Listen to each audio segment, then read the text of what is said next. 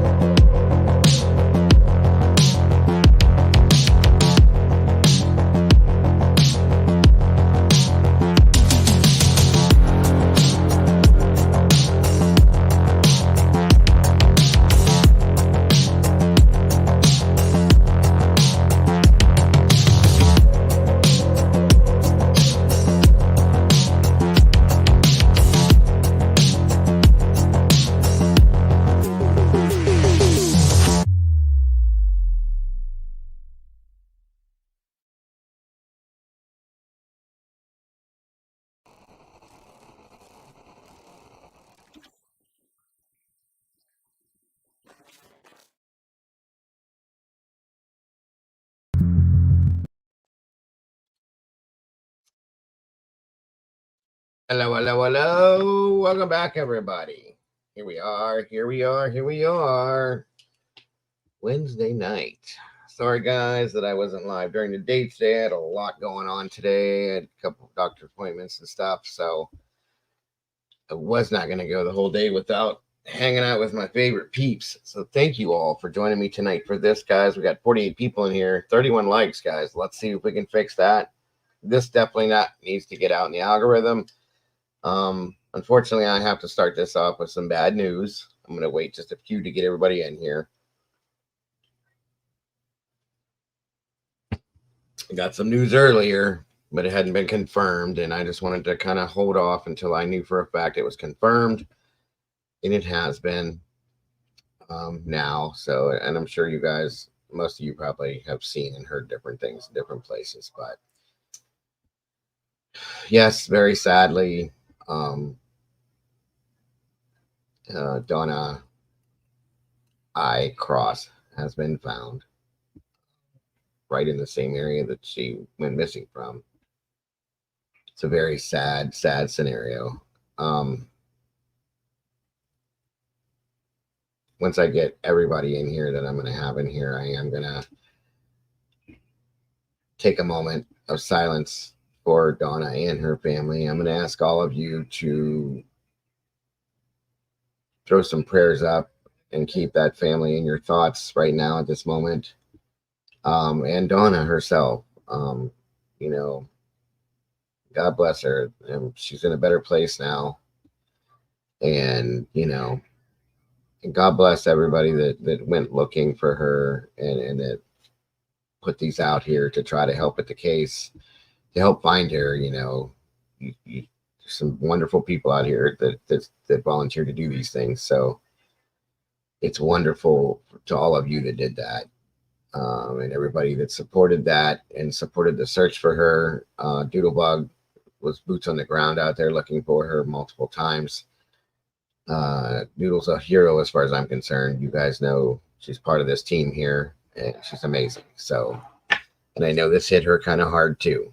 Okay, so you guys just, if you will, say a little prayer for Doodle as well. She's having a rough time with all this, and she's a wonderful person. So, if you will, just keep her in your thoughts, as well as the family of Donna and Donna herself. Thoughts and prayers to all of them, if you will, please. I really appreciate that, guys. And like I said, keep Doodle in your thoughts too, and just say a little prayer for her because she's having a rough time right now. She's a hero as far as I'm concerned, and she did everything she could, physically, mentally, and emotionally, to help in that scenario. So we love her. We love her to death. That's a fact. God bless you, Doodle. And as a family, we're all here for her, and she knows that. So, hey, Lily. So let's see who we got in here, guys, as we're waiting on everybody to get here. Looks like Miss Lily C. Welcome back to you. Brandy B. The OG. Miss Bow. Hope Floats. Great to see you. Gene Anderson. Welcome back. Miss Katie. Good to see you. Sweet Surrender. Good to have you here. Dilly Pickles. Good to have you. Good to see you. Robert Bell. Welcome back to you. Good to see you. SRB. Welcome, welcome. Good to see you. Hope you're feeling better. Doc Terry's in the house. Welcome back, Doc. Great to see you. Miss Sherry, Wisdom Speaks. I hope you're feeling better, guys. Say a little prayer for Miss Sherry at Wisdom Speaks as well. She's not doing real well right now. She's got a little bit of that crappy, cruddy virus going on. So just keep her in your thoughts as well, that she gets better soon. Sorceress, welcome back to you. Good to see you. Miss Josie Joe, what's up, sis? Good to have you here. Good to see you. Gray Pearl, welcome back to you. Great to have you here. CL, welcome back for you. Josie West, Miss Cass, good to see you tonight, dear. I love the name Dilly Pickles. I love that. Mr. Philip Hughes, good to see you, my friend. My favorite podcaster. You are my favorite dialysis patient, sir, because that's how I know you. And I appreciate you very much being here, my friend. Thank you so much for joining us tonight. Truth Seeker, great to see you. Great to have you here. Let's see. Miss Victoria, welcome back to you. Good to see you. Riddler, what's going on, brother? Good to have you here. Mary Holt, welcome back to you. Batshit Crazy's in the house, guys. Good to see you. Good to have you. Gene Anderson, welcome back. I may have said that already. And if I did, don't worry about me, guys. I forget things very quickly, unfortunately. Gluminati's in the house. How are you? Good to see you. Good to have you here. Miss Teresa, good to see you. Good to have you here. All right. Cindy Kerf, welcome. Good to see you. Thank you for joining us today.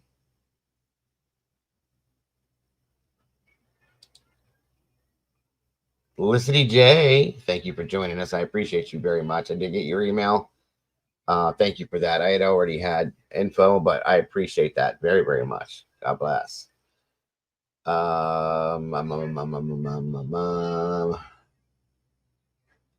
Angel with an A. Cool name. Welcome. Good to see you. Good to have you here.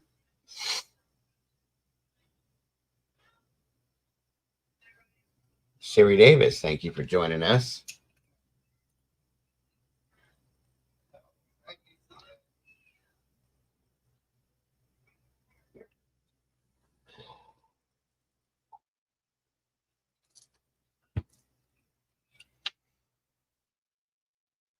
The doc is in there. We got both the docs in the house tonight. Draw Latina, welcome back to you, ma'am. Good to see you tonight. Thank you for joining us. Always happy to see you. Always happy to see all of you. The Canadian Cat Lady, welcome back. Good to see you tonight. Miss Zelda, thank you for being here. Guys, on your way in the door, please don't forget to hit that like button or lick it, whatever you choose to do, and leave a little bit of DNA there for us, if you will. I appreciate that very much. That way you guys don't miss out on nothing. We got 60 people in here, 43 likes. Come on, guys. We can do this. Get in on here. Get yourself a seat. Get comfortable. Good morning, good afternoon, good evening, and good night. Wherever you are, I hope it's good for you because it's good for me to be here with you. Absolute. Appreciate you all so very much.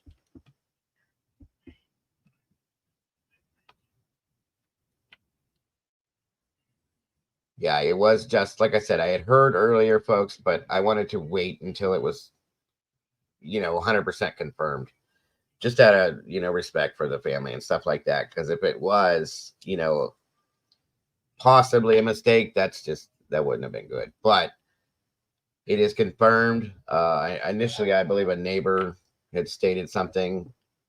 I think Sarah Boyles put up a post as well. Like I said, I wanted to hold out just to be sure, just in case, because this is, that's a bad thing. So I didn't want anybody to get upset. But once we get a full house in here, guys, I'm gonna take a moment of silence in memory of Donna.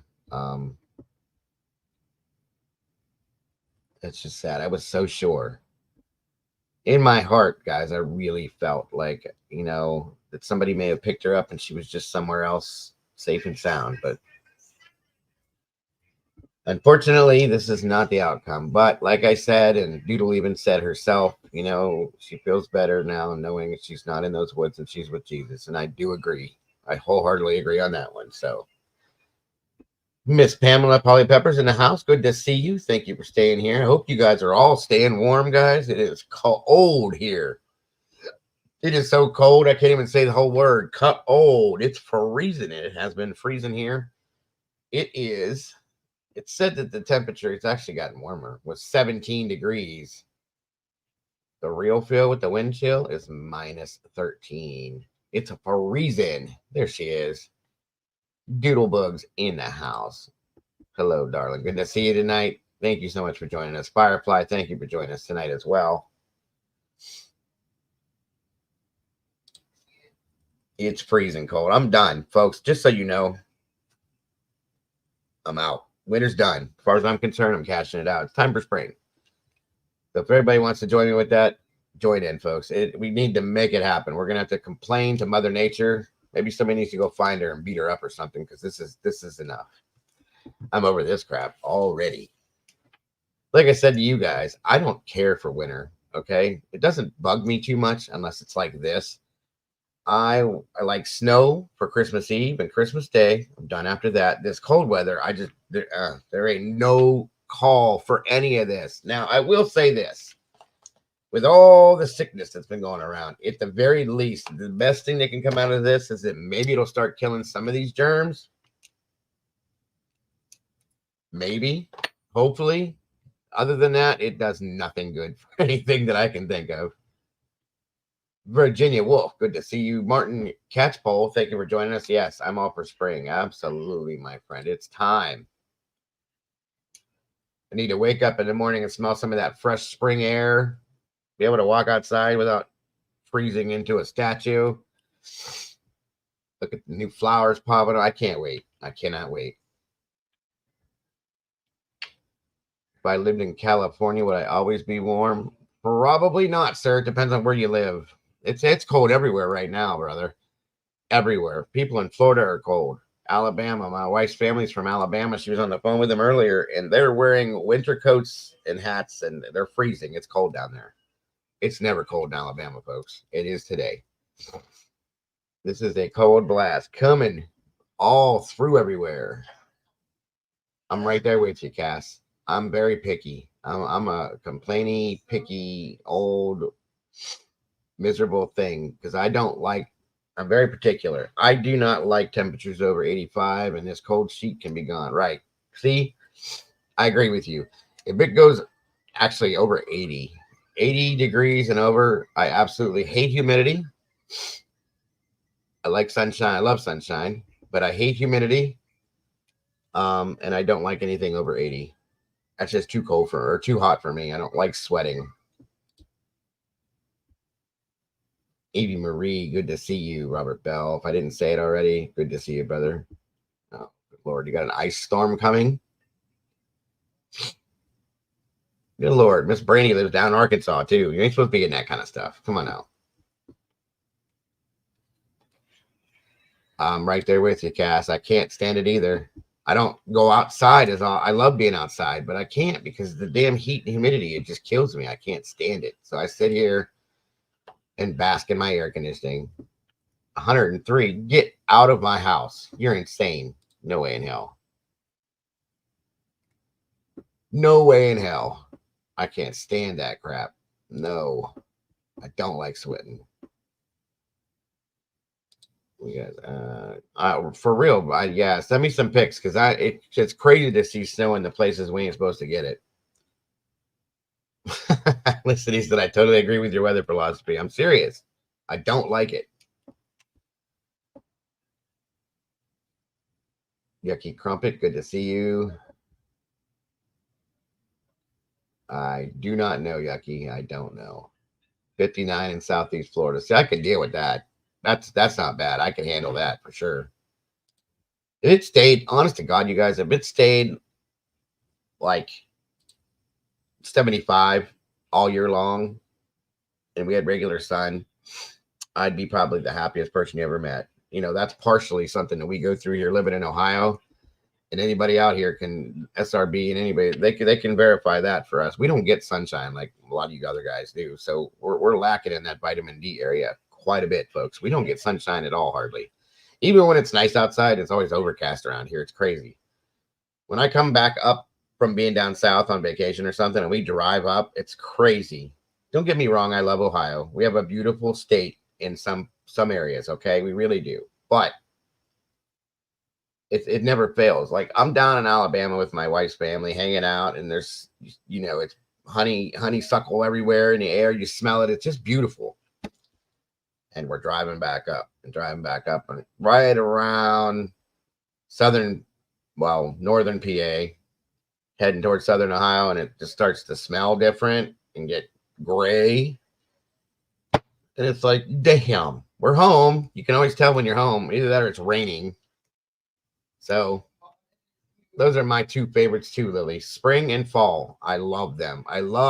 My favorite is fall. I love fall.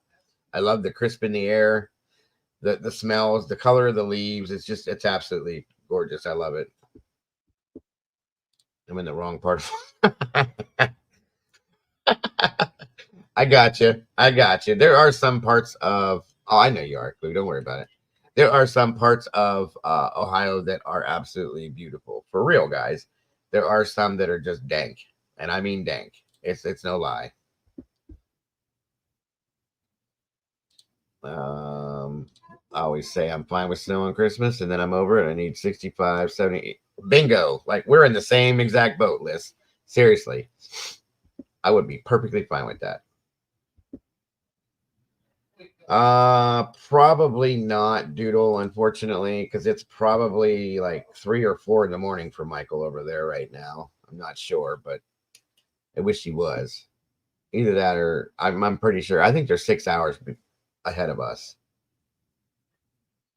Daniel Olson, good to see you. Tacoma, 35. That's a heat wave for us, bro. Chad Button from Iowa, good to see you. Are you turning into a UK citizen as we only talk about what?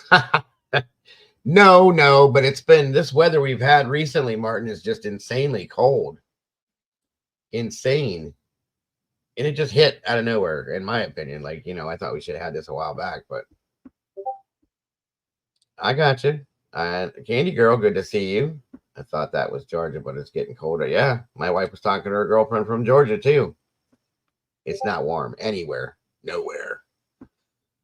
90 or for me, that's my wife likes that. I'm not good. She loves to be out in the pool, constant, like all summer. If she's not working, she's in that damn pool. And that's me. I like to be able to go outside to the garden and mess with my vegetables and landscape and stuff like that.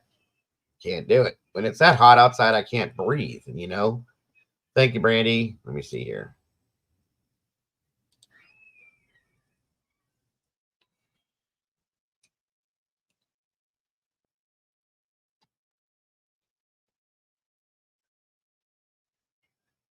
1 second, folks. I'm trying to grab something here.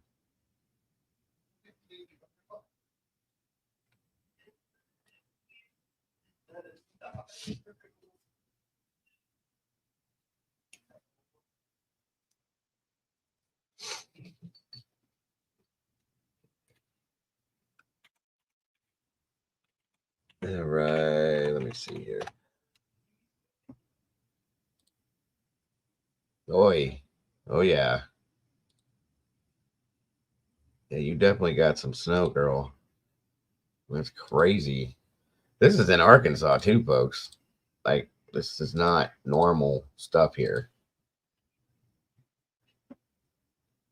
That's not how Arkansas is supposed to look. Just saying. That's how Ohio is supposed to look. You stay warm there, Miss Brandy. Jackie Young. Where are you? Well, I hope you're in here, Jackie. Good to see you. Are you watching with Martin? Okay. Thank you for joining us, Jackie.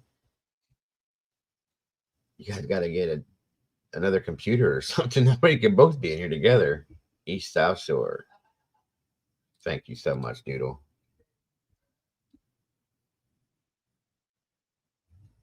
I hate sweating. I hate it. I hate it. I hate it. Eddie's in the house. What is happening? One made nut. Thank you for joining us. So very much appreciated. 80 people, 55 likes. We're getting there. We are getting there. Come on in, everybody, and grab a seat. Thank you so much for being here, every one of you guys. I appreciate you so very much. Victoria, there you go. 29 Palms, California gets to 120. Oh, that's hot. That is hot. Like I said, guys, I don't do the thing. That's why we don't live in Alabama, because her family's down there. We very easily could have moved down there, but I went down there and spent a week. I would get up in the morning, go take a shower, get ready for the day, get dressed, and then we were leaving, right? So I get dressed after a clean, fresh shower. You know, you're all nice and clean, smell good, and you're dry and all this. And I walk out the door, didn't get out the porch, and I'm soaked. Immediately soaked. You have to get to the car and have the air on to dry out. It was every day. It's like, what the hell? It's crazy down there. So you have to have like air conditioning around you all the time, or you're going to sweat to death. I swear. It's crazy. In Arizona, I guess I don't like heat, period, guys, because my wife's aunt lives in Arizona, and she said that it's dry heat down here. It's not so bad. Yeah, it's 110 degrees. How do you mean? How is that not hot? All born in good weather, rare. Are you in Australia, Yucky? One of my best friends lives in Perth in Australia, and it's beautiful where he's at. I mean, not always. They're in their summer season right now, as we're in winter. So the humidity in Florida, yeah. I lived down in New Smyrna for a while, guys. And when I was younger, it wasn't a big deal, but I lived on the ocean, like literally, like you could walk out my door through the front yard, you cross the street, and then you're on the beach. That's where I lived. And it wasn't that bad there for some reason, I don't think. But when I got further in, like towards like the central Florida area, he's bad. He's bad. Yeah. The area that, okay, I'm going to let Doodle, if she wants to answer these questions, because I don't want to be wrong. But from what I understand, Donna was found in the same area that she was dropped off at. And Doodle, some people are asking questions, and I'm not sure if you know the exact answers on, but I would rather somebody that knows more about it answer it than me, so I'm not wrong. But that's my understanding, is that she was found right in that vicinity of where she was dropped off at initially. So, welcome, Carolyn. Yeah, she's been found, sadly. Yes, SRB, I do agree. 100%. It was great. I loved it.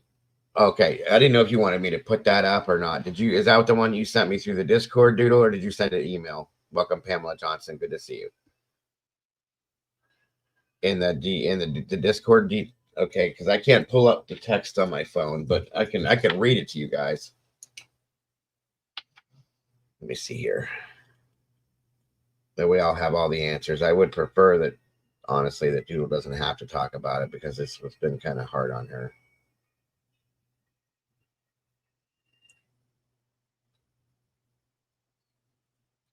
Okay, here we go. Give me a second, folks, just to pull this up. Okay, the one in Discord, I can pull that up. That's fine. Thank you, Doodle, so very much, hon. Bingo.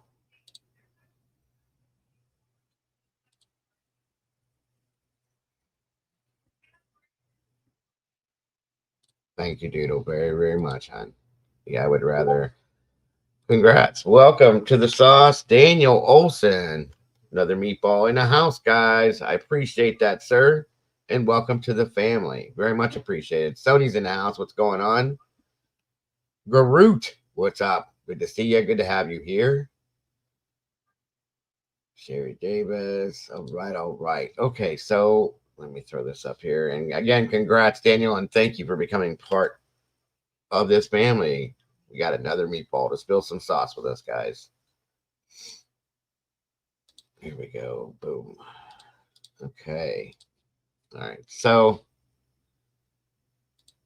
whoa. Okay. I can't make it any bigger. It just goes from one to the other. So, Potosi, Missouri on January 17th, 2024 at approximately 6 p.m. The Mineral Area Major Case Squad announced that they executed a search warrant today on the property of a farm on the 10,000 block of Shirley Road in Potosi in relation to the missing persons case of Donna I, age 44, of Potosi. During the execution of the search warrant, law enforcement personnel were approached by an individual who stated they located a body of a deceased female on the property next door. Law enforcement reported the family members positively identified the body as the body of Donna I. That's all the bigger. Well, I can go to that. Okay, there you guys go. Sorry. Thank you, Sherry. I'll scroll it down just a little bit for you guys. Congrats, Miss Cass. Welcome back to the sauce.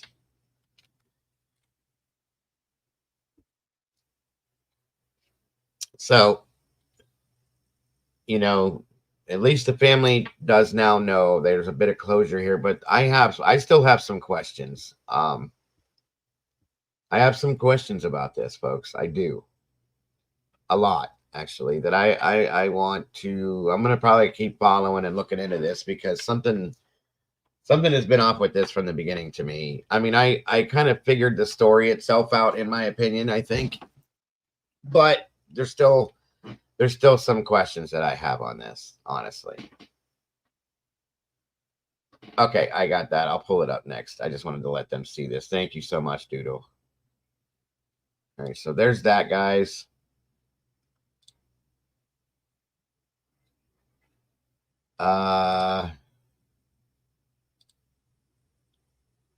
Well,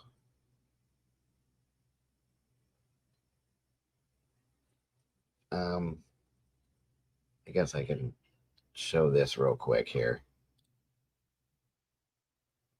And then I'll show you the rest of it. Just a second here, guys. Just in case there's a trigger warning. This is, some people don't handle this well. I'm just going to show you real quick so that you see. They put this with the article. Okay. And that's the area that they found her in.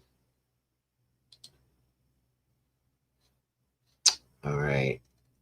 And the rest of it, there we go. It's right here. Sorry, I didn't see that initially, Doodle, but thank you, hon, very much. Okay, and then the rest of this, boom. According to the Mineral Area Major Case Squad, an autopsy will be performed on Friday, January 19th. which is tomorrow, 2 days. The investigation into the death of Donna I continues. The Francois Dispatch will update the story as new information arrives. There we go. So again, there's an investigation going on, and it's going to continue. And I will be following it and bringing it to you as it unfolds, folks, because I have my own questions, as I am sure I know there's many people in here that do as well. And we are going to keep following this. Welcome, Sarge. Good to see you. Okay, hold on a second. CL. 1 second here.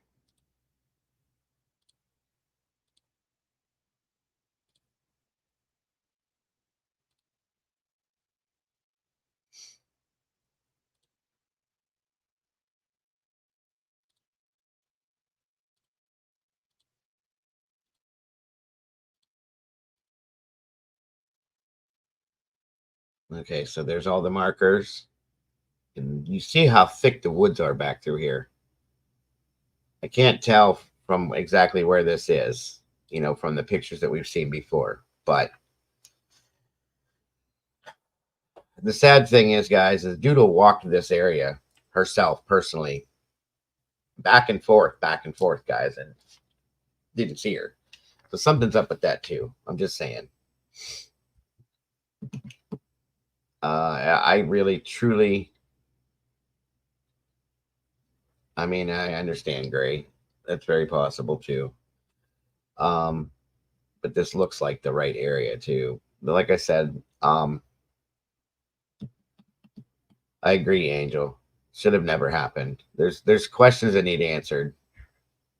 And again, I think we have 102 people in here. So guys, I'm gonna ask. Okay, that's not an axle. Okay, good, good. I was worried about that actually. Thank you, Doodle. They just used a stock photo to show the basis that it was a crime, or the scenario. So thank you, Doodle. I was kind of like, would they really do that? That was kind of harsh to me. But anyway, the rest of it is actual true article that they wrote on this. So I'm hoping that they really dig into this, because there's something in this that it never felt right to me from the beginning. Never felt right to me from the beginning at all. Okay, so thank you very much, Chad. I appreciate that so very much. The first super sticker. God bless, brother. Appreciate you. Now, guys, we have welcome Patriot, Wishful Eyes. Thank you very much for joining us. And Golf Inspector, good to see you. Good to have you here. Hold on, folks. Let me see something here.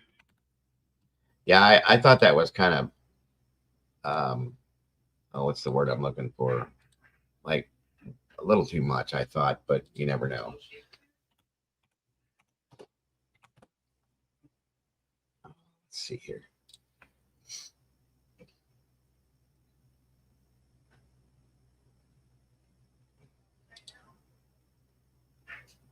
I don't see any updates on Fox at this point yet, and it's probably 11 o'clock tonight. They'll probably do it.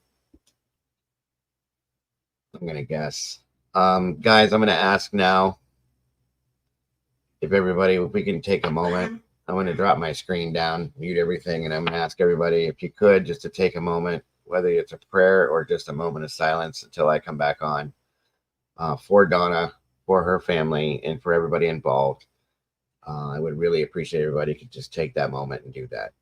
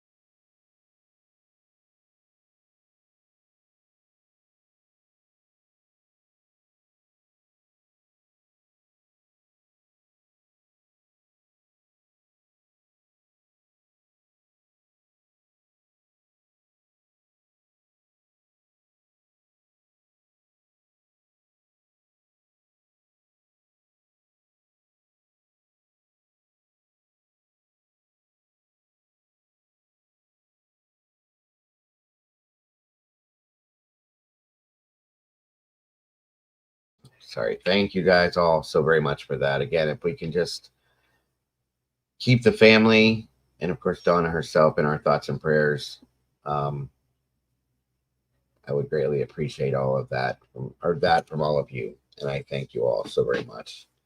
As I said, there's a lot of questions I have personally, and there's a lot of questions that quite a few other creators have.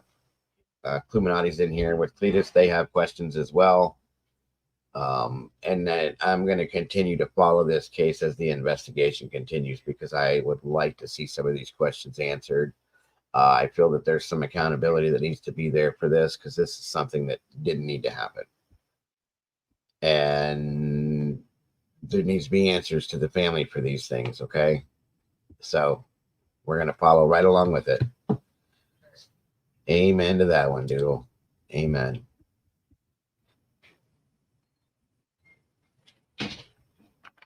It's almost like so she was walking. Wow. That's crazy. So she tried to get there. So it seems to me she just was too cold, guys. She should not have been. She had nothing warm on. This is so sad. Let me see something here, folks.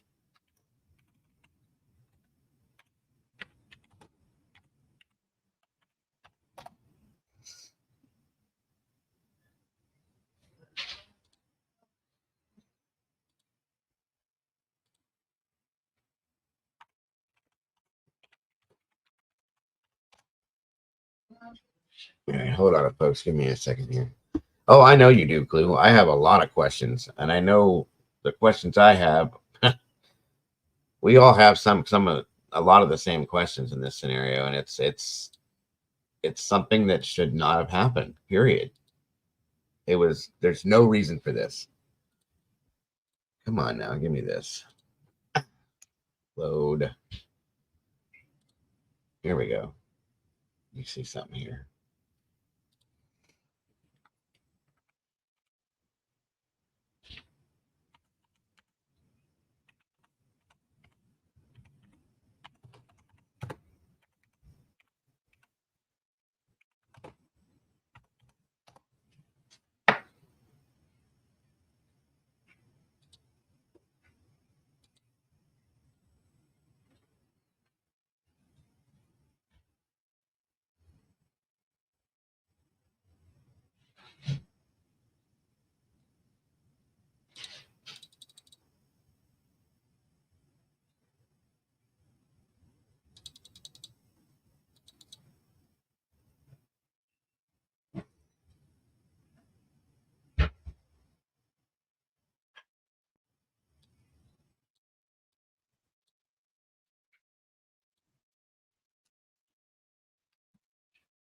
Yeah, I'm looking at the map right now.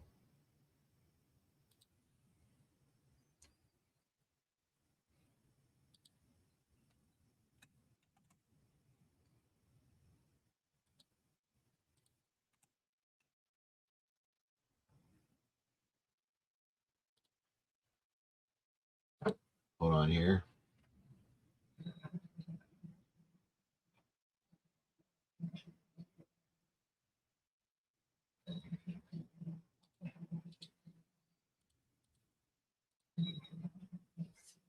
That's my thought, Carolyn. That's where my questions are going to, Liz. Why was there a search warrant?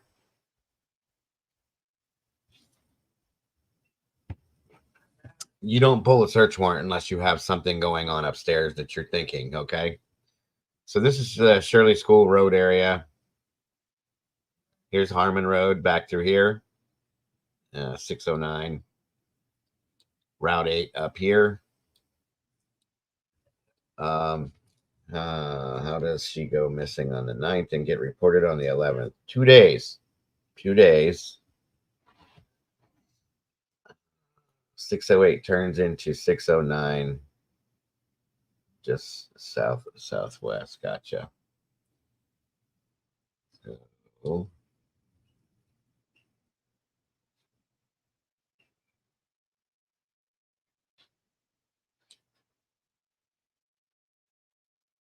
Hold on a minute here.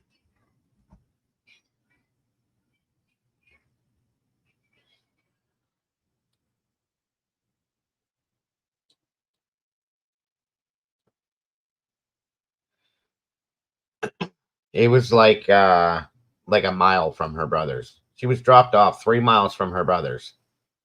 My understanding is that she was found roughly like a mile from her brother's. She was almost there. She was trying to get there. I am I'm sick to my stomach right now. Okay, because I can. Yes, ma'am. Absolutely, draw.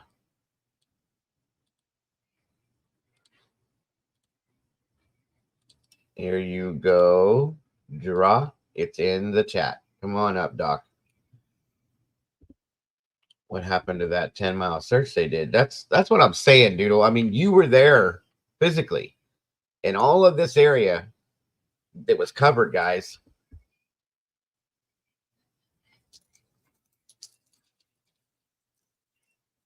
How did they not see her? I don't understand this. I see you. I know you. You don't have to leave your camera on. There you go. Can you hear me, Draw? Not quite yet. I don't hear you. Hi, I was not, my picture was horrific. Okay. I'm all bundled up because it's freezing and our heating is not working too well. I bet. I get it. You don't have to worry. I trust you. I know who you are, so you don't ever have to do that. But welcome. Hi. No, a couple things I wanted to bring to mind for Please. all of us folk in chat. I've been thinking a lot about this case over the past couple of days, and one thing that has made me take pause is the fact, and by the way, maybe folks in the chat don't know that I'm a practicing physician. So, we do deal with this all of the time. Right. But I myself actually don't have with me on my person or in my house my healthcare proxy or advance directive or anything. Right. So I was thinking the other night when you first presented this case of Donna, God forbid, I'm just going to use myself for an instance. God forbid I went to the hospital tonight and my daughters, one of whom is still a dependent, but she's 21-year-old nursing student, and the other one is 24. Right. If they went to the hospital and I were not in, non what we call non compos mentis or not in my right mind, Yes. and I had not previously written that they were to make decisions for me. Sadly, because the federal government and HIPAA have gotten so big brotherish, Right. a lot, I'd say 99% of hospital staff will take it to the letter of the law and basically say, I'm sorry, we can't tell you if your mother's here, if your mother's not, if we're going to dismiss her, if we're admitting her, etc. So my question begs, because I did listen to the other night, the British gentleman, I can't think of his name, but he's got a British flag. What's his name? Dinky. Yeah, Dinky. Yeah, Dinky. The daughter-in-law was interviewed, and I'm not saying I believe or don't believe, but I have to believe what she said. Let's just say up front. Yes, And what ma'am. she said basically is that they had her phone because I think it sounded like she was living with them. Mm-hmm. She was dropped off, but it didn't sound like, because Dinky didn't ask, and I'm not blaming him, but he didn't ask, did she have a healthcare proxy? When she was taken into the emergency room, was it clarified whether she had a proxy or not? Well, just to give you a quick heads up, I Yes. think we kind of dove on this a little bit and tried to figure this out. Clue and a few of us were all talking about this, and I think we came to, after going back and rewatching the interview a couple of times and different things, the way that we put this together was that because of the issues Donna was having, they had her taken to the hospital by ambulance because the son was working and the daughter-in-law had the kids at home, so they had to take her to the hospital by ambulance. Okay, and I'm guessing, this is just a guess, folks, so don't take this as fact, but the way that we put it together, listening to Leanne, was that maybe they spoke with the doctor, and the doctor said, I'm going to get there and handle this with the hospital or something like that. Because the daughter-in-law assumed that they were admitting her and that she wouldn't be released if at all until Okay, so the and next. I knew that whole backstory, and that, Okay. but in this day and age of electronic health records, if and it sounds like Donna had been a patient at that hospital previously Oh or in yeah. the emergency room, it should I'm not, please guys, I'm not trying to point, because as I've said, I myself am culpable here. I need to get my act together and make sure that my children have these documents, and that Mhm. when the next time I go to a doctor or whatever, I tell the doctor, because if indeed in Donna's EHR, electronic health record, there was nobody marked as a healthcare proxy for her. Like a power of attorney type scenario. Not a little slightly different, because a power of attorney, you can be a healthcare power of attorney, but there's a slight difference in that. But anyway, the easiest thing that does not need to be notarized, that you don't need to go to an attorney, and you can just, like in most states, you can just put it off your printer, and you can just sign it yourself, kind of thing, and you can hand it in when you go to the hospital. It's Right. a healthcare proxy. So Gotcha. I know I'm going on and on. Let me try to get to my No, point. it's I'm interesting. sorry. Is that, let's say she did not have in her EHR that the son, the daughter-in-law, whomever was the proxy. When it came time for them, for the physician or physician's assistant, nurse practitioner, whatever, to say, we don't think we're going to admit her. Right. They by law don't have to inform anybody. They can just let her go. Gotcha. Now, is that right? No. Should you take an extra step as a nurse, as nurse practitioner, as a physician, whatever? Yes. Hmm. So for me, because I'm very compulsive, and I also always try to think that my patient could be a family member. That's how I try to think of my patients. Absolutely. I will say to the patient, if they're compos mentis, now I don't know if Donna was or wasn't, but that I'll get to that in a minute. If they're compos mentis, I will say to them, your record doesn't have anybody that you gave me permission to speak to. Can you give me verbal permission right now? And at any time in the ER, we can call the like the ER registration people, and they can actually come and have that person sign a proxy. So the ball got majorly dropped here. But and then if she was non-compos mentis, which the daughter-in-law said it sounded like she had trouble with directionals in her Right. mind, and she had, I think she had a shunt, and she had maybe some hydrocephalus or shunt, and the shunt was malfunctioning, whatever. In a case like that, that what I put in the chat is that we consider that medico-legally to be a quote unquote vulnerable adult or a vulnerable person. So Hmm. if you're vulnerable, then Right. it is incumbent upon the facility to, they must go through more rigorous channels to protect that person. And that didn't happen. Why the heck was she put in the emergency room waiting room? And how, and then so now you somehow get the sheriff tootling along. The sheriff sachets in and Hmm. takes her. The Hmm. sheriff, where, first of all, it's almost, I mean, it's the states I practice in, it's totally illegal. You cannot, unless you're under arrest, ask the police to take you home, and you can't ask an Uber or a Lyft or a taxi. Right. It's not allowed. The That was hospital won't allow it.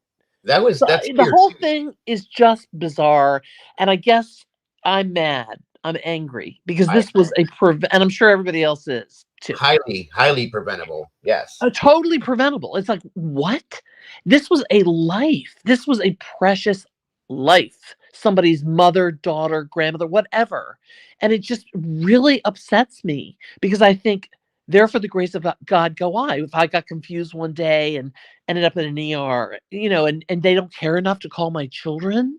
No, Hmm. it's something that really needs, I really, really am glad that you're on it, and that, Dinky is on it, and Doodle Bug, I think her name is on, Yeah, and she was involved from the yes, get on this, hundred on the percent. ground, and Cluminati, because I think it's not enough for us just to go, oh, I mean, it is, and I'm glad we had this moment of silence and everything, but I think we've got to put more pressure Oh, on this. yeah, I'm not letting this go. Not even a little, because this is insane. And then it's not even that draw. It's just that this is just one scenario out of thousands of scenarios like this that are happening all over the place, and it's got to stop. Okay, people need to start taking accountability and doing their jobs the way they're supposed to.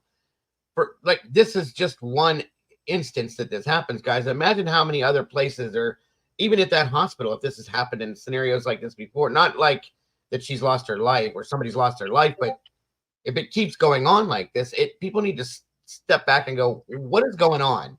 Well, the hospital needs to. I mean, to me, if and the hospital's not going to do this. Yeah. Willingly, and their risk management department is probably shutting everybody down and out, say nothing. Of course. But from the public, I think the public, ourselves included, need to really demand that an outside agency, that has to do with hospitals, JCAH, the Joint Commission, must, do an audit of what happened with Donna. And they must, in that audit, they've got to do a look back, maybe 6 months to a year, to see how has the emergency room in that hospital managed discharges. It's just gross, man. But I'm thinking maybe I'll call the JCAH. I'll get the name of the hospital. You got to remind me the name of the hospital. I'll make a little call tomorrow. I have no power, but at least I have a voice. I will get everything together that I can, and I'll You have my email because I've sent it to you. I definitely have it, and I will put something together and send it off to you if you want to give them a call and say, hey, what's the deal here? You know what I mean? So yeah, let me do that, but I'm going to go into the private chat. Okay. That wouldn't be in comments. It would be private. Private chat right here. Yeah. Gotcha. Okay, so I'm going to put in my little email that has to do with my channel. Hold on. Okay, thank you for having me, and that's about all I want to wrap up and making that statement, because it is a very important drop. But I think, oh, sorry. No, go ahead. No, I guess I'm sure people heard me, but in my rant, maybe they didn't. That I guess my take home message, myself included, is we all, and I even thought about my daughters, they don't have a healthcare proxy. And because they're of age, I have no ability to say, oh, that's my daughter who got hurt. Can I please come in the room? Because they know you have no right. And God forbid your kid is in an accident and they don't. I think this is a wake-up call. Perfect example. My best friend 2 years ago, well, going on 3 now, passed away from cancer, and she was in the Cleveland Clinic, and I went there to do something, and they wouldn't let me go in to do anything. And I was best friends for 41 years. She was like my sister, and I had to get a hold of her uncle, who in turn had to call them, who in turn had to say, okay, he can do this and he can do that. And then, it just, you're right. These things have to be put in place the right way. And to be followed the right way too. I know that was a bad example. I'm just explaining like the way that these things should be, for so on and so forth. But, that I don't know. I mean, here's the thing though. In this scenario, it's difficult to say, because when she went into the hospital, into the ER, when Leanne had taken her to the ER, she said that she was not in her. I got it, Draw. Thank you. In her right mind per se, but we don't know the situation when she was leaving the hospital after the discharge. Had they relieved the pressure?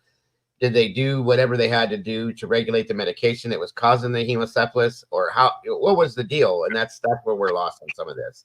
And I get that, and I just think that I personally, as a physician, believe that medicine in the United States is fractured.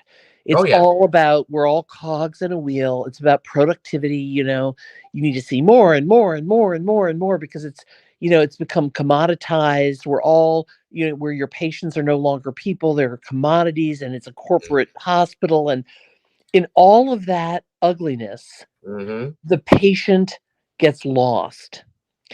And the bottom line is, common sense gets lost, because even if she had hydrocephalus, even if she was confused when she came in, and she were not confused on her way out, that's sort of the definition of delirium, not dementia, but delirium, where you have a waxing and a waning of your mental status. So therefore, a thinking person, which somebody dropped the ball. I don't know who in that hospital. clearly didn't say, well, gosh, we have a patient with a waxing and waning mental status, and she doesn't even have winter clothes on, and she has no transportation, so I don't think we can send this one woman out. I mean, it's just, get me?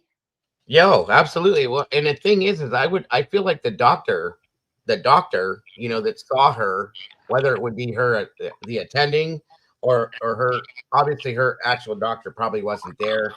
Um, is the one in my opinion that should have said, "Hey, what's before they let her go, what's going on with this scenario?" You know what I'm saying? That's the one who was the one that discharged her. It's not the hospital itself.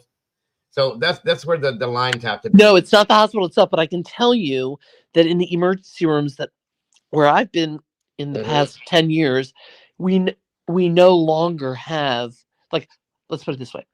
Even as a patient, when I went into an ER where I was living in Western Jersey a couple Yeah. of years ago, Okay. I never saw it. I think one time I saw a doctor.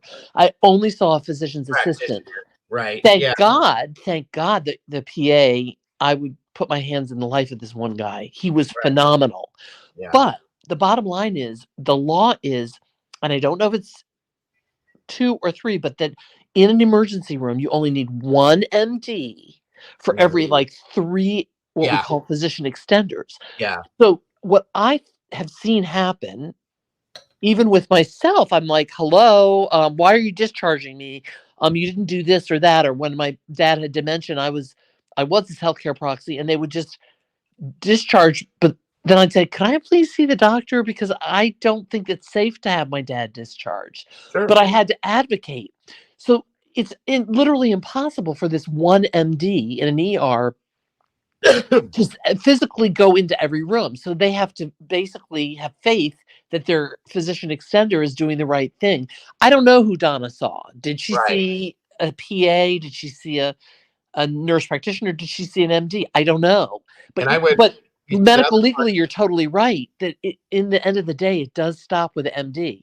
yeah, yeah, and Even if that he didn't take the time or she didn't take the time or have the time, you know, to 100%. just And like I would venture to say, considering her circumstance, they would want to bring a specialist in to look at the scenario, neurology in some senses, and so on and so forth. But then that's my biggest thing with this is I'm going to take a step back from this whole thing and hope, being that this was taken over by major case, and that there's an investigation ongoing, that they're gonna pull these facts out, and then we'll be able to take the facts that they show and say, hey, this is what happened here, this is what happened there, this is the scenario, and this is why. And then once we see that, that is when I think it's going to be like time to go, okay, well, that was wrong and this was wrong, this is what should have been done, and that's what should have been done there. You know what I mean?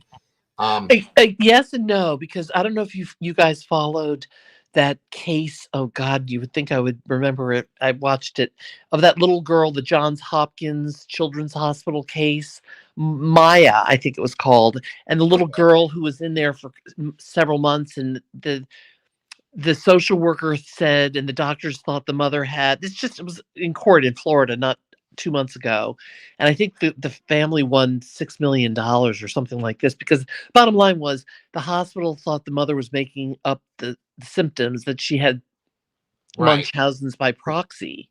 So Gotcha. they wouldn't let the mother even visit with the little girl.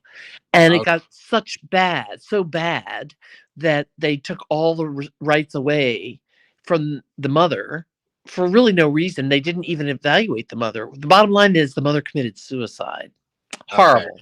That's horrific. Yeah, doctor. Horrific. But here in the court, in the the trial, I was saddened but not shocked, I have to admit, that the hospital, Johns Hopkins, and all of the social workers, doctors, nurses, all doubled down. I mean, they clearly, like, they were all defending the hospital's decisions. You see what I'm saying?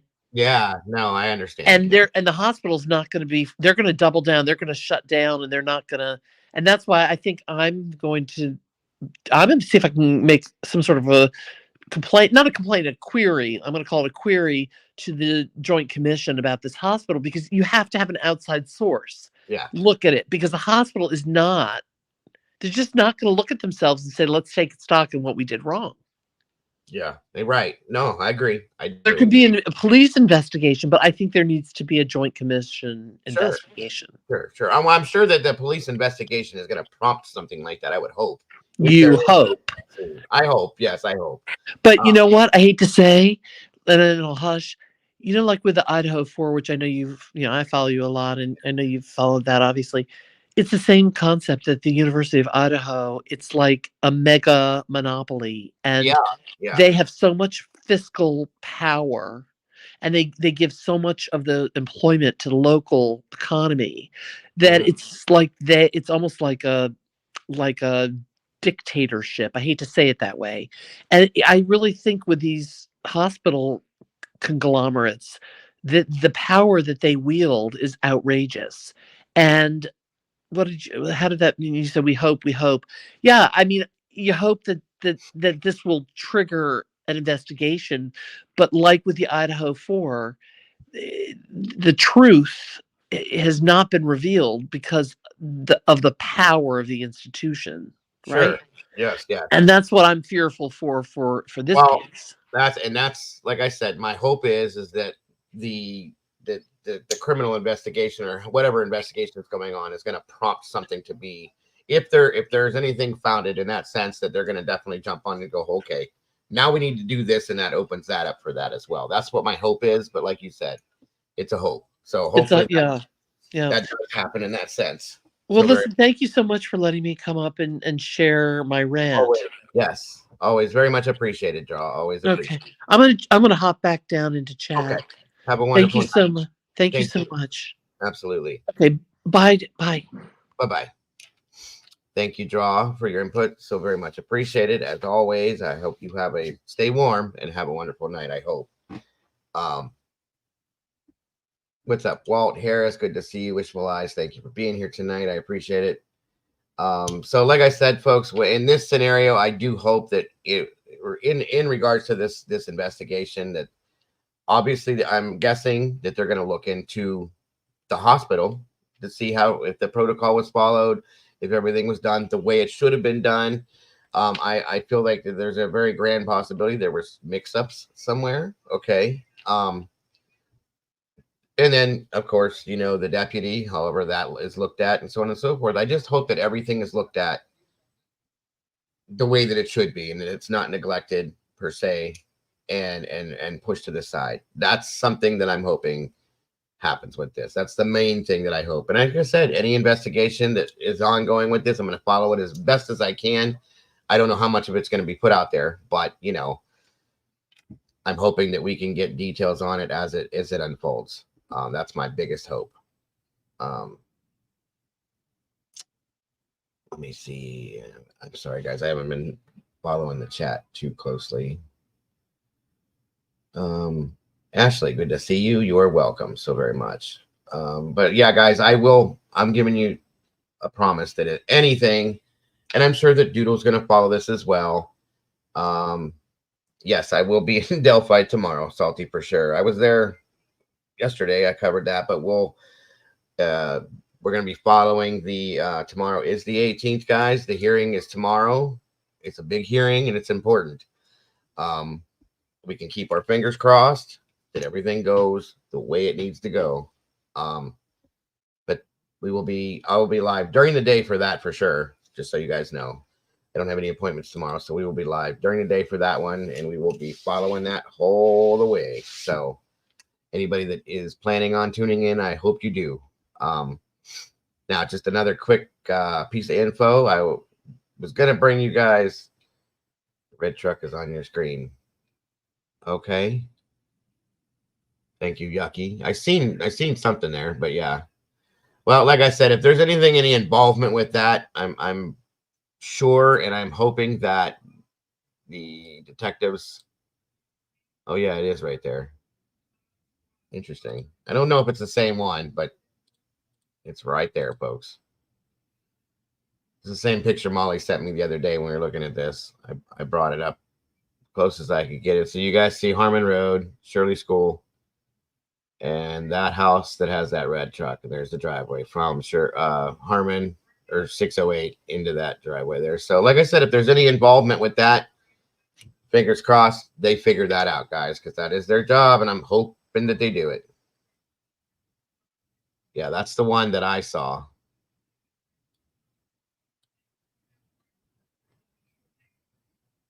Let's see how big I can get that. Okay, I didn't mean to do that, but this thing kills me sometimes. It flattened it out, guys. So sorry about that. I'm still learning to use these things. But anyway, it doesn't let me get. Okay, sorry about that, folks. Gotta bring this back down. I don't know what I just did. Anyway, unfortunately, no cryptic. She is not. She's passed. That's what I just tried to do. Sorry, but it didn't. It didn't let me. Let me try this.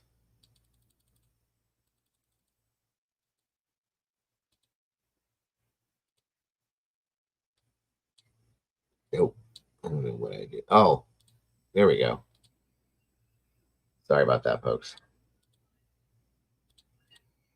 Again, I don't know if this truck has anything to do with anything, folks, but we're going to leave that to the law enforcement to figure that out. Obviously, it does look like an older model truck. Okay, absolutely. Becky, if you want to send me an email on that, please. I have no qualms doing that at all. 1 second. Okay. There is my email, Becky. Go ahead and send at least just the name so I have it to look into. Thank you very much for that. So, all right, guys. Now, real quick, just to move on a little bit past this, I have some info on that too. Okay, cool. Thank you, Clue. Appreciate that. Local news conference. She was, yes, definitely. Definitely. It was definitely confirmed as of 6 p.m. I showed the article that was put up on that here for some of you that are just now jumping in. My apologies. Welcome. I have 100. We got quite a few people in here, and I appreciate you guys so very much. Hold on a minute here. Let me move that and bring that back up over here, and we're good. All right, we got 79 likes with 140 people, guys. Let's make that match. We got to get it out into the algorithm. It was in, yes, thank you. For those of you that aren't familiar, it was in the 10, I'm sorry, the 10,000th block of the Shirley School Road. That means something completely different. Thank you, Doodle. What do we got here? Thank you, Ash. 1 second.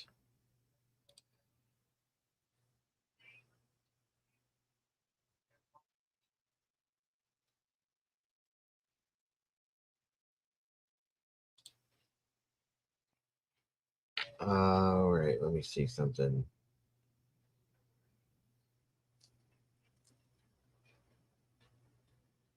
Oh, you're okay, Justice. Don't worry about that. Okay, and 10,525 is her brother's house. She was literally right there. Literally, like very, very close, like I showed you guys. It was within not even a full mile, I believe. Okay, that's sad. And it's welcome, Niles. Good to see you. And the sad part is it I don't know. We don't know. Okay, we don't know if she walked that distance. I don't know. Okay, and it sickens me to think that this poor lady was walking, freezing, trying to get to this house where her brother was, and just didn't make it. It makes me nauseous. It really does. Doodle, don't worry, hon. You're fine. They're not going to give an exact address. 10,000 block means address starts with right. Okay. So, but she was right in that area, folks. Like right there, like Clue just said, the brother's address was literally right there. Okay. This is just This is so disgusting to me. And I hope to God through the investigation that they find and make whoever, if anybody is, like, which something is wrong, and they make that person accountable, or those persons accountable for this scenario, because it was preventable in my mind, and it definitely should not have happened, folks. Should not have happened. Okay. This woman should be sitting at home with her family right now. It sickens me to no end.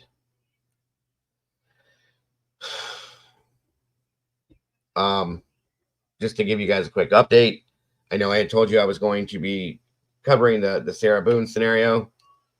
It was delayed again. Okay. If you guys want, I can show you what they had as far as the hearing goes, delaying the hearing. Okay. But it's delayed once again. They basically stated that there wasn't enough time to do what they had to do to get the case together. Okay. So we're waiting on that one again. But again, all of you, thank you so much for taking a moment of silence in regards to Donna I and her family. And just again, please keep Donna and her entire family in your thoughts and prayers. And my deepest condolences if you see or hear this, any of her family, to all of you on this scenario. And I pray that the investigation proves something and that things are handled the way it should be. God bless each and every one of you.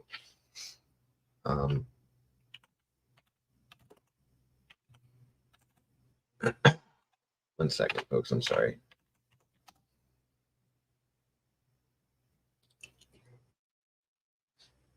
All right, I'll give you guys this real quick update here on. Thank you, Dilly. I appreciate that very much. I will check that here in one moment. I'll let you guys see this here real quick in regards to Sarah Boone's scenario, and then we will move. We will move forward.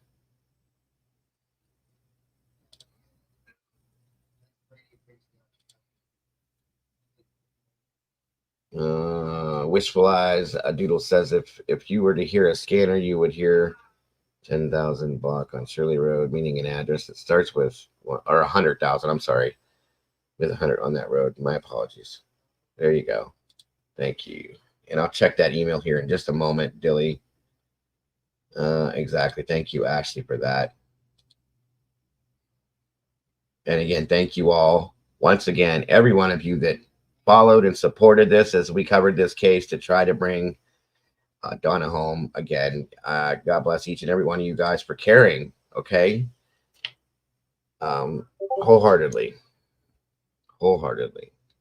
So again, guys, like I said, this was Sarah Boone was to be, there was a hearing that was going to play on the 16th.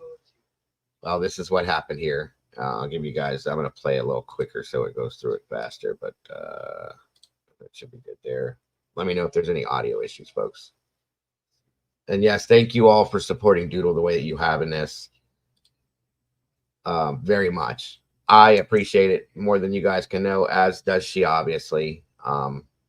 We know, just know that we love you, Doodle. And God bless, hon, because I know this has been rough for you. It's very rough.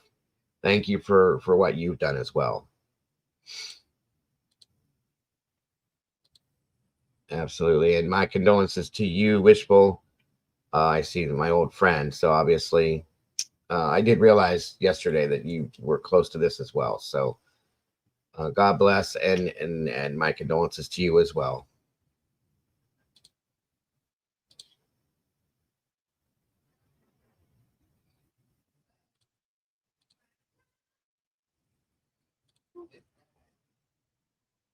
Right. Exactly.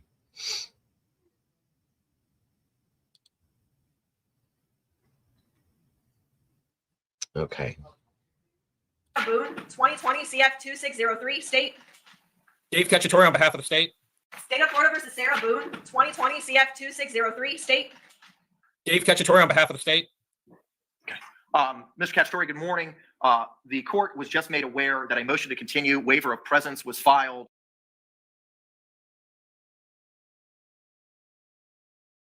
You know, I got to say that as well. I had forgotten that scenario, that AR was a friend of Donna's as well. So AR, my condolences to you, my friend.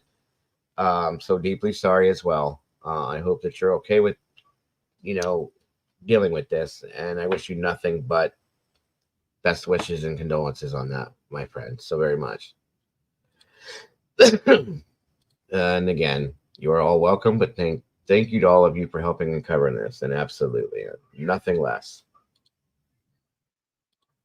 On January 12th, 2024 at 11:18 a.m. A copy of it was not favored to my office. My judicial assistant found it this morning by scouring the record once we did a call in the halls for counsel for Ms. Boone. The motion reflects that additional time is needed in order to prepare this case for trial. Counsel is still reviewing extensive discovery in this case and is also seeking appointment of experts with the S in parentheses. This court has approved costs for a private investigator. The task to be accomplished in preparation for trial cannot be concluded by the now scheduled trial date. Reflects that speedy's been waived and that you had no objection to same. Is that accurate with regard to your objection or lack thereof?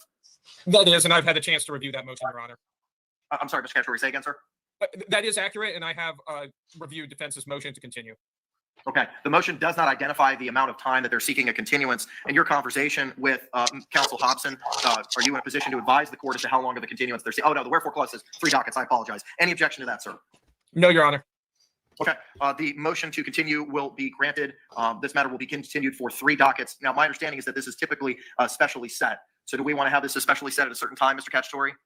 I think that would probably be better. Typically, Ms. Boone is elected to attend many of these hearings and not waive her appearance at them. So I also think too that we're at the point that that we're close to being, I think, ready for trial, and that I guess without getting into too much more without Mr. Hobson here, yes, I think this we can set it for a special set status. All right. The court has availability for a special set on May the 3rd at 9 a.m. The court's inclined to have this as a special or as a final continuance due to the age of the case and the motion not specifying anything more than a 3-docket continuance. That's acceptable. Okay. All right. We'll set this matter for a special pretrial on May the 3rd at 9 a.m. Ms. Boone we'll have a mandatory appearance for Ms. Boone at the May 3rd at 9 a.m. pretrial. What's the following trial period for that? The trial period for May the 3rd would be May 13th. With a trial period of May the 13th. Thank you, Your Honor. All right. Thank you. Guys, and then there it is, May 13th. Write it on your calendars. That will be the new trial date for Sarah Boone. Hopefully they have their stuff together, and hopefully she can hang on to her attorney for that long. And we'll see what's going on there. AR Hayes' channel is called a Convict's Thoughts. Thank you, Chad. Let me see if I'm making sure I'm getting everything here. I will say this, guy. Let me pull up what you sent, Dilly. I'm sorry. I'm very curious about this search warrant, how that came to be and what came into play to get to that scenario. You know, that's something I definitely have a question mark about.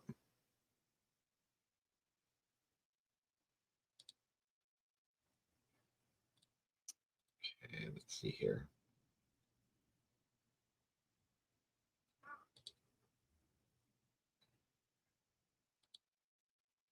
Oh, really? That's interesting.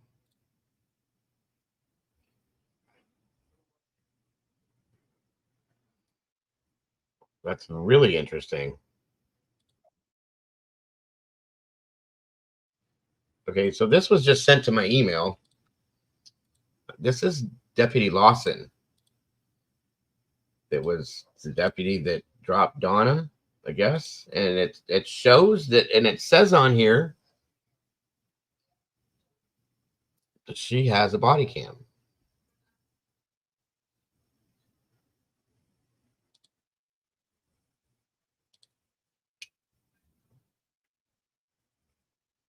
She's new, but she's actually one of the good ones. She absolutely would not drop the girl off without asking her. I can tell you, she personally cared for her uncle during a bad health problem. She wouldn't hurt a hair on the woman. Normally, I agree with you, but this one I can't. Okay. So I'm guessing this is what this is about. This is okay. Okay, this is interesting. I never saw that, but here we go. Oh, it's a radio doodle set? Okay, gotcha. Yeah, because a body cam, that's what I was trying to say. I can't, hold on, let me see here. And that's my thought too, but hold on a minute here. I'm gonna put a sticker on my card on it. Right there. Is that what we were looking at? Is that?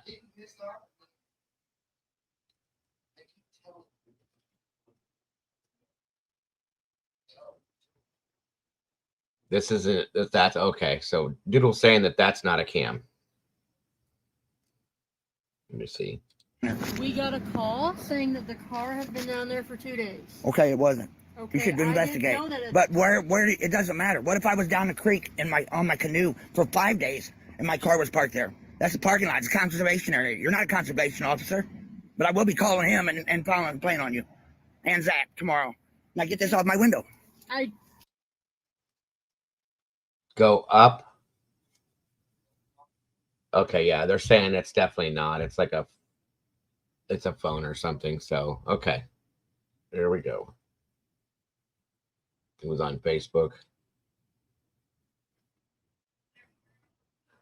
Well, again, guys, I don't want to attack this officer at all until I know personally via the investigation what the outcome is from that. Okay, so I don't want to do that.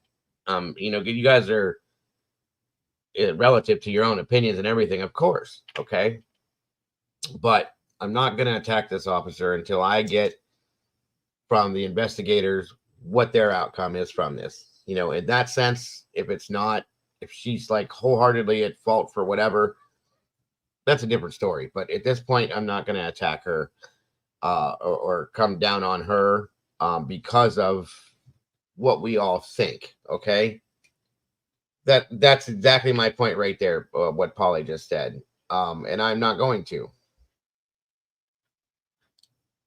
I don't want to attack her until the facts are known. That's my thought right there, folks. You guys have every right to think and feel how you want to, obviously. Okay. What is under the SH on the sheriff? Hold on. Let me see real I was quick. down the creek. This right here is a cell phone. Okay. That is a cell phone. On my canoe for 5 days and my car was parked there. That's a parking lot. It's a conservation area. You're not a conservation officer, but I. And down below is a radio, they said. So yeah, she's newer. They said she's newer down here. She's actually one of the good ones. She absolutely would not. She's new, but she's absolutely one of the good ones. So, and like I said, guys, I don't feel comfortable going at her at this point. I'm sure she feels bad enough at this point. If something comes out in the investigation that she did, that she shouldn't have done, that's a different story. We'll talk about that at the point. Thank you, Draw. I don't know what this case was about. This was somebody, or whatever this was about, somebody she was dealing with, this Washco accountability. So he's one of those people that goes and attacks police, I guess, for the way that they do their jobs. I've seen a lot of these. So I don't know.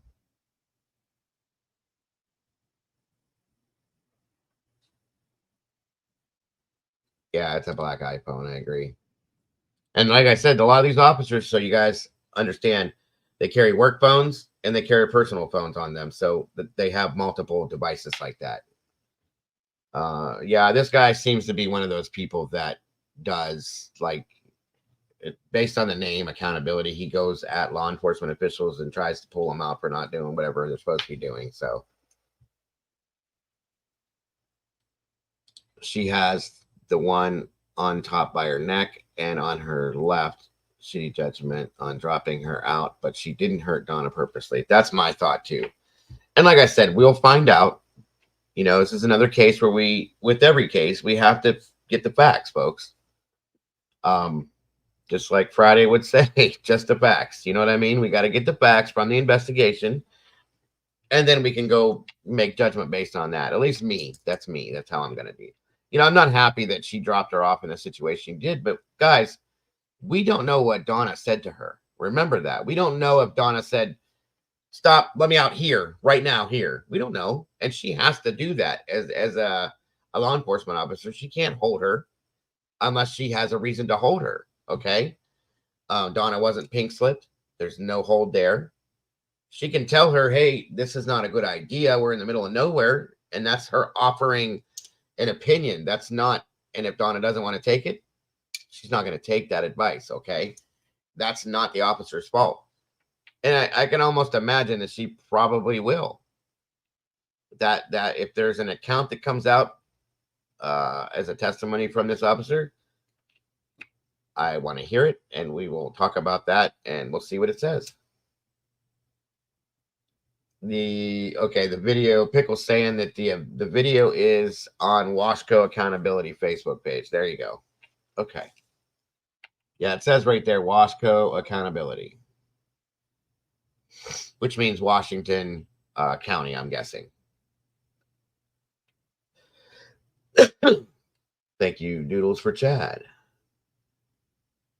And that's it. That's it right there. She'll have to live with this forever. It's not going to go away. These things don't go away, folks. Listen, I'm telling you, I have a form of PTSD from the EMS and fire part of my life. When somebody's life is gone and your hands are involved in that, whether it's your fault or not, it sticks, folks. It always sticks right here. I have a lot of that in my mind. Okay. It doesn't ever go away. So I understand not attacking somebody without knowing all the facts and having all the proof in front of us as to what actually went down, because she's already probably feeling horrible about this. So at that point,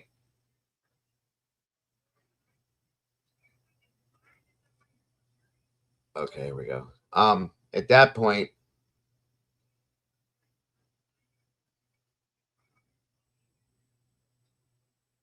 let me back up, catch up to this stuff.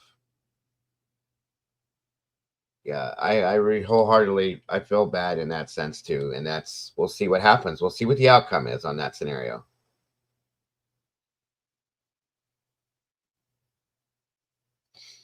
And that's the thing, Carrie. We have to find that out now.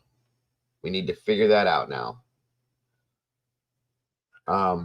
Take care, Sarge. Thank you for jumping in with us.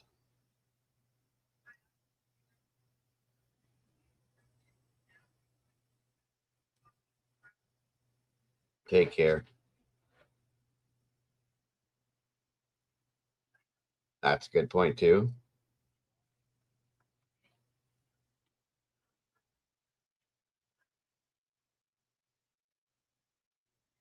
And like I said, all of this is hopefully going to come out within the investigation. And then that's what I'll make my synopsis of what I feel on this.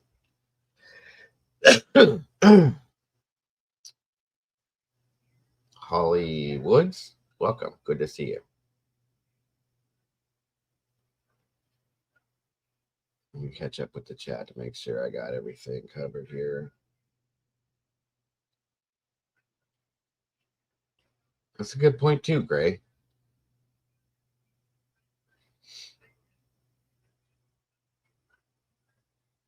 Are you not going to talk or something? I'm asking you. Oh, no, that's not crazy. She started. All right.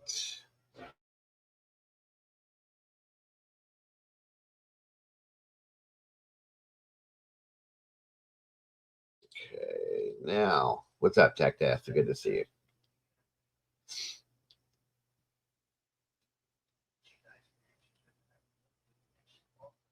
Like I said, folks, the best way to handle this, in my opinion, let's allow for the investigation to play out and unfold and see what the outcome of the investigation is, and then pass judgment on what that is. Okay, that's what I'm planning on doing. So I just want to make sure that we have all the facts in front of us and know everything that went on before we do something like that. That's all.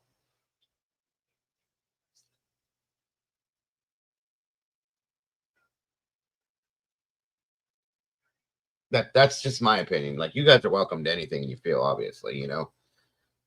That's how I'm handling it, because I'm unhappy about the situation wholeheartedly, folks, but I don't have enough fact in front of me to know which direction. Do I blame something at the hospital? Do I blame this officer? Do I blame that? I don't know.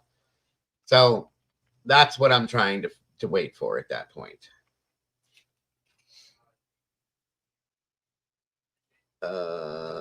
Yeah, absolutely, chat. If you guys have any cases you want looked into, send it to the email and give me at least a name or the type of case, and I will definitely take some time to look into it for sure.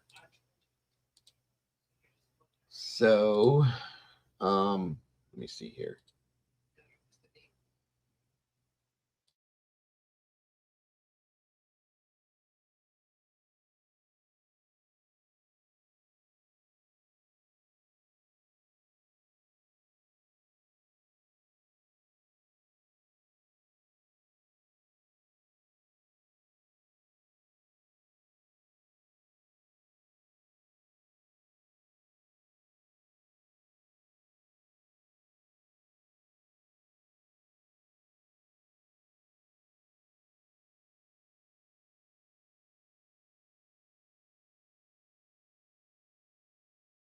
Okay, and that's the thing. I read what you said here, Lily. Nobody needs to attack anybody for anything in here, you guys.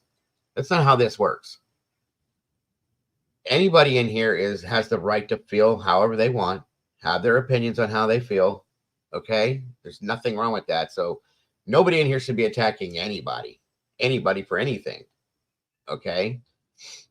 We're all adults. And as I said, you don't have to agree with me, guys. I'm just waiting and waiting to see what the investigation unfolds. Okay? That's me. You don't have to feel that way. I don't think anybody should be attacking anybody in here for their thoughts or their opinions on things at all.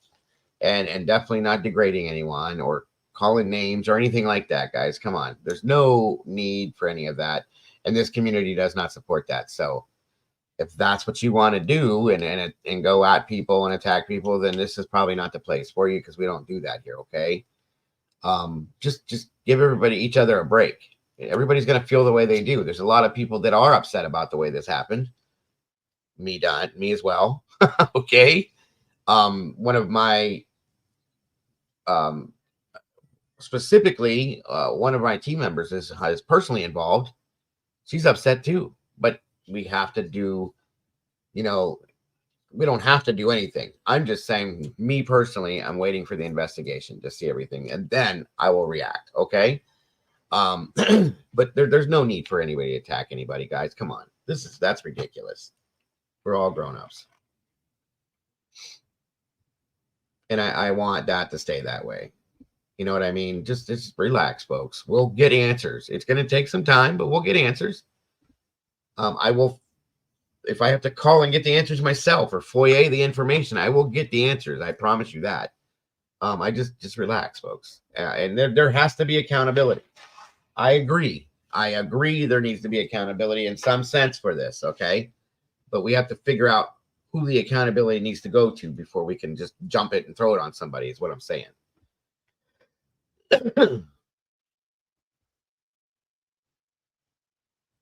So, all right, now moving forward. I wanted to jump into this Karen Reed situation with you guys, because it's a crazy situation. Some knew about it, some don't. Hold on a minute. And there's some really interesting stuff with this too that I wanted to show you guys. So, where's it at? Here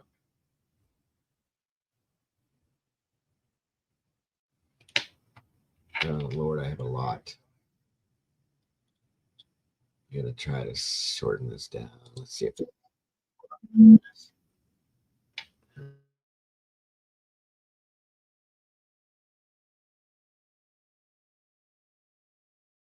okay. I'm gonna shorten this up a little bit and give you guys like an intro to this that don't know this.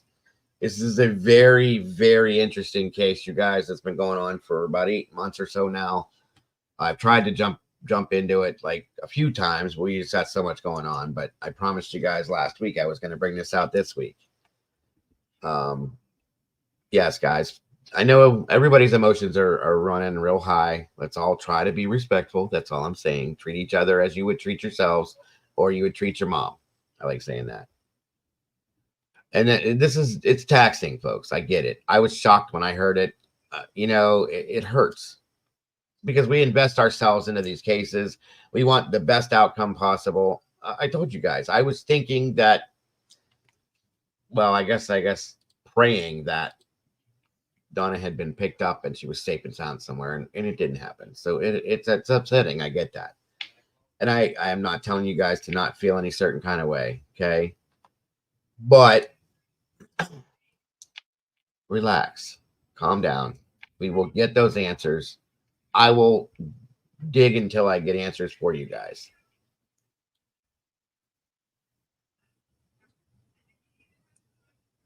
No, Clue, that had nothing to do with you. It was just a comment somebody made about not wanting to say something because she didn't want to be attacked. And I was just saying nobody should be attacked. That's all. Nothing to do with you at all, Clue. But yeah, just respect each other, guys, and relax. Let's get into this and enjoy yourselves if you can. Please, please, please.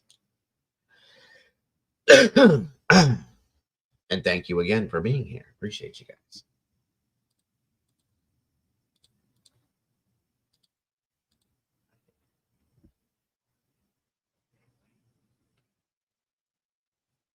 Yeah, that was it right there. No, it had nothing to do with what. No, it was just this comment on screen, Clue, is where it came from. And then Lily had stated something too. So no, it didn't have your name in it. You weren't attached. None to do with you at all.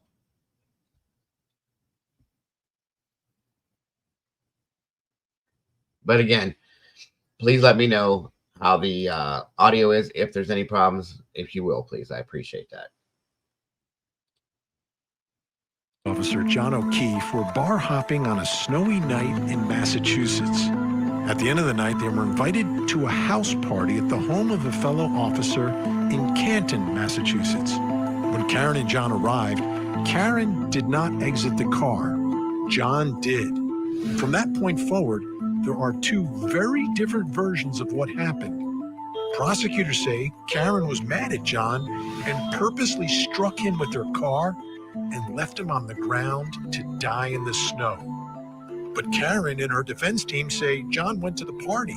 Something terrible happened inside the house, and his body was placed outside where he was found dead the next morning. Karen has been charged with murder but claims she is the victim of a big cover-up by police. Meanwhile, both inside and outside the courthouse, things have been getting very tense.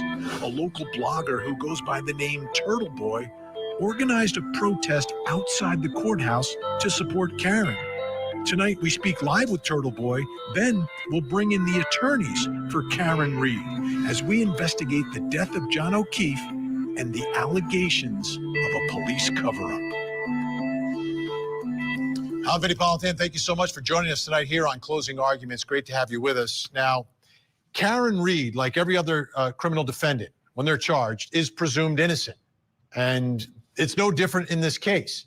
But in many of the cases we cover on Court TV, right, the presumption of innocence applies, but and I think sometimes in the back of my mind, yeah, they're presumed innocent, but come on. We've from the evidence that's been released already, it doesn't look really good for that defendant.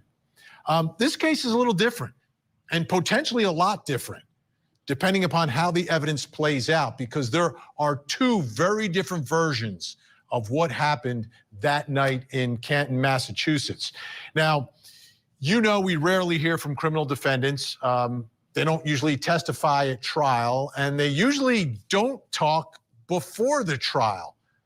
But in this case, that's not the case. I mean, she has spoken.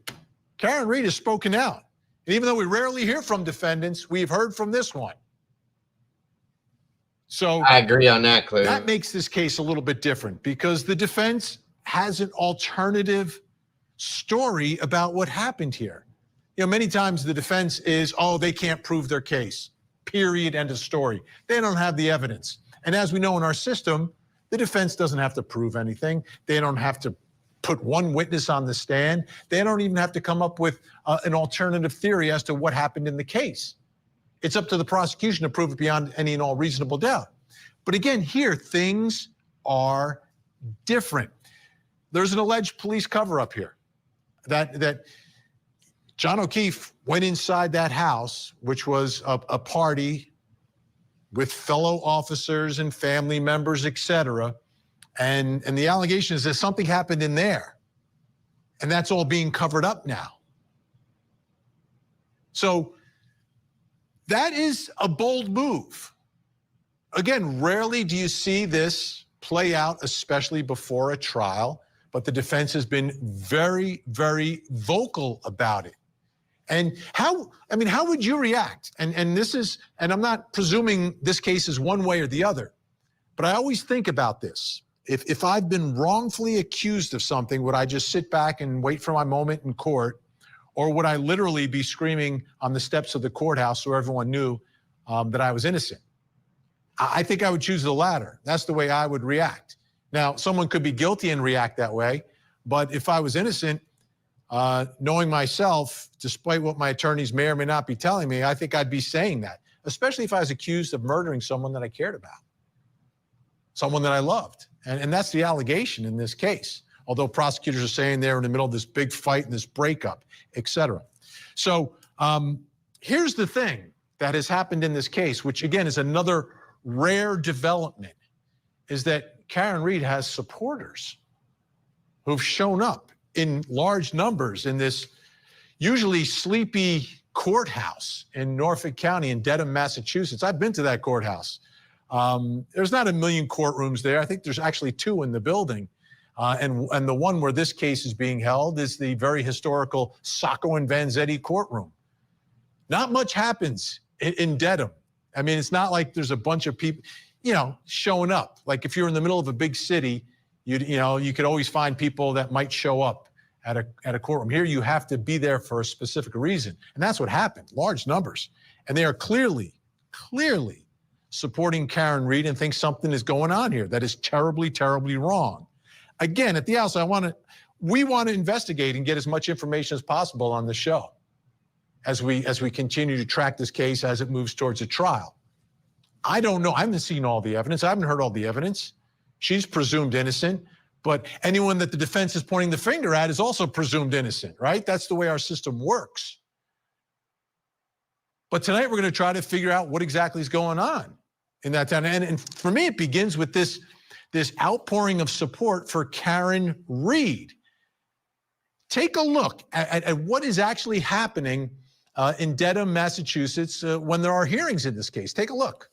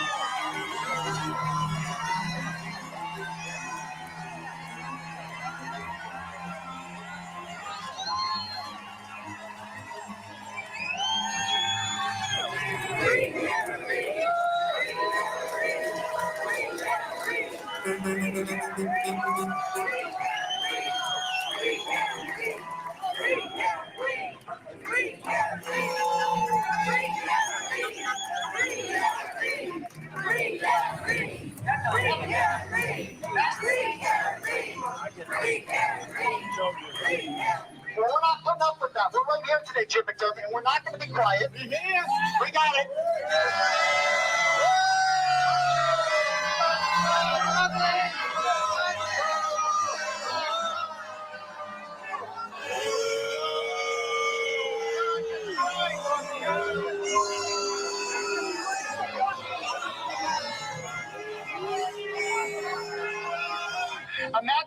day you wake up and your daughter is telling you, Dad, they're telling me I killed John. They're telling me I killed John and I'm scared. For those of you guys that aren't familiar, this guy that's on the megaphone right now has been an advocate for Karen. He goes by the name Turtle Boy.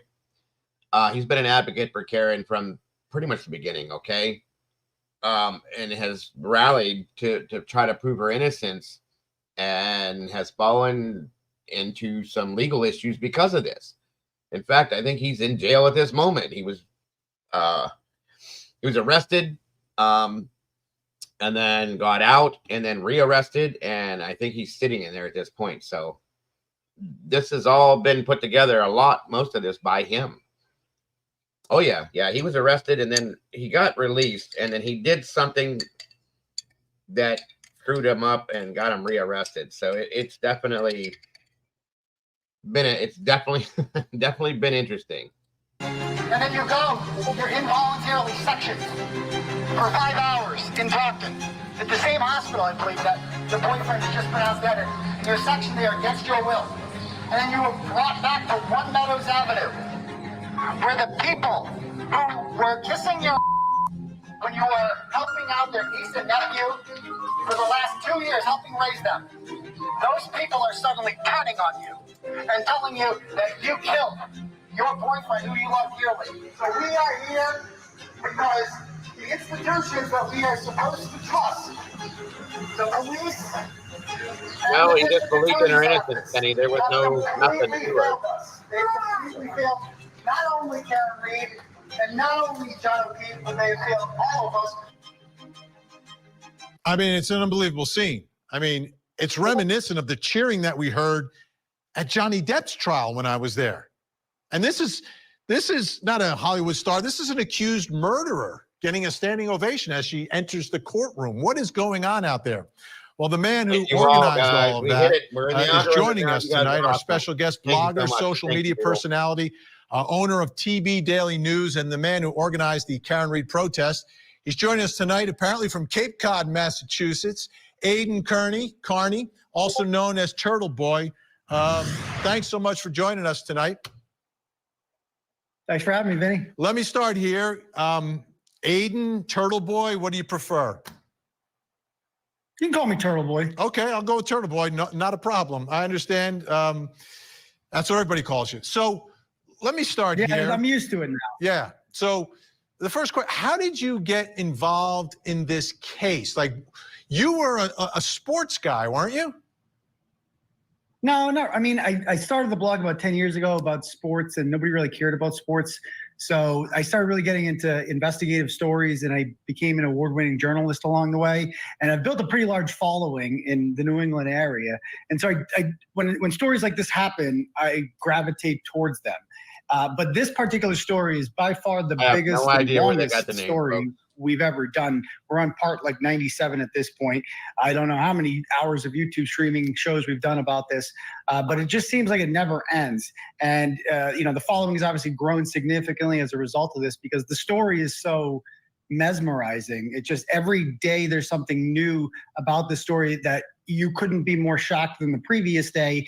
And then like yesterday we find out that Michael Proctor, the detective in this, made up a fake company that does not exist and wrote in his report that they plowed Fairview Road, a company that does not exist, in order to avoid interviewing the actual plow driver who I interviewed yesterday. And as it turns out, he went by 34 Fairview Road and he reported seeing no body. He said that he would have seen a body if it was lying there. He's a 217-pound man, 10 feet from the curb. He said there was no body on the ground. And the lead investigator for the Massachusetts State Police, who is good friends with the people who are believed to be the perpetrators of this horrible, horrific crime, has known these people his entire life. He lives in Canton, and he never interviewed the only eyewitness who can definitively say that there was no body on the ground on 34 Fairview Road that night. And again, as I said off the top, Karen Reed presumed innocent. Everyone that the defense is accusing is presumed innocent as well. But we know this way this is playing out, and the defense is going to make these same accusations that you're making, that obviously we have no idea what the truth is. And hopefully everything comes out inside the courtroom and the jury tells us eventually. So you have no personal connection to Karen Reed? No, I didn't know who she was before this. I mean, I briefly saw it in the news when it happened last year and didn't pursue it. I thought it was a horrible tragedy when it happened, like a horrible accident. I think a lot of people assume that. And then what really caught my attention was a court filing in April about the Google search. Like that was what caught my attention. And I looked into it and I read Alan Jackson's 94-page affidavit accompanied by Richard Forensic, what his exact title is, Richard Green. He's basically a data nerd. He looks through your phone, finds things you deleted. I read it all, and every page I read further, my jaw just dropped. And I said, this can't be happening. How is this real? And I assumed, like, they have a woman Googling at 2:27 in the morning who was inside that house, how long to die in cold, claiming that John O'Keefe never came in that house. So why would you Google that if you thought John O'Keefe was home in his bed, right? So when I saw that, I'm like, well, this is game over, obviously. They have to drop the charges. This isn't, you trust the institutions, right? Like the district attorney's office can't be unethical and corrupt. They know this is beyond reasonable doubt. Let me ask you this, like, because, you know, you're coming out and protesting, right? And you're organizing all these folks coming down there, making a lot of noise locally, challenging people, getting in their faces, et cetera, coming in and out of the courtroom. Have you always been skeptical of police? Is that where sort of you come from? You question the police as sort of a social activist? No, I mean, if you look back on, you know, older stories I've written, I'm a right-wing guy. Like I'm a law and order guy. I'm a back the blue guy historically. During the BLM riots in 2020, we were very pro-police during that whole thing and didn't think that all police were like Derek Chauvin and just wanted to, you know, and so to have this happen, it feels like a betrayal of the trust that you put in these institutions, to have the cowardly, and that's what they are, the cowards of Canton, the cowardly Canton police, who first got to that scene at 6 a.m. and did not find a single piece of taillight or a shoe. And then 12 hours later, when the state police took over, boom, they found taillight everywhere and a gigantic. These are the things that are important, these little details he's talking about right now. So pay attention, folks, because these things, they do make some sense. Shoe, which somehow the Canton police missed. Now, if I'm the Canton police chief, I say, I stand by my men and I say, look it, my guys are competent. They would have seen that. Those were not there. But the cowards of Canton remain silent. And not a single officer in that entire department has any fortitude up and say, no. We need to put a stop to this. An innocent woman, you are trying to put her in a box for the rest of your life while her killers remain free in this town that we live in. So are you from Canton? I know you're in Cape Cod tonight. Are you on vacation? No, I'm on vacation. Yeah, it's the last night of vacation. That's what I figured. I'm from a little town called Holden, right next to Worcester, second biggest city in New England. So it's about an hour away. So I go to Canton a lot these days. So let me ask you this. You've got a lot of followers. The people that showed up at that courthouse, those protesters, are they local folks from Canton, or are they followers of yours who have gotten, you know, entrenched and committed to the story the way you have, who showed up from all over? Because I'm wondering, are we looking at potential jurors here? Well, I don't know how many live in Norfolk County. There's a lot of counties, and the county lines are kind of weirdly drawn in Massachusetts. But I doubt, I would probably say 5 to 10% of that crowd is a potential juror because they live in Norfolk County. Obviously, they would not be picked for the jury if they had jury duty that day based on their activism.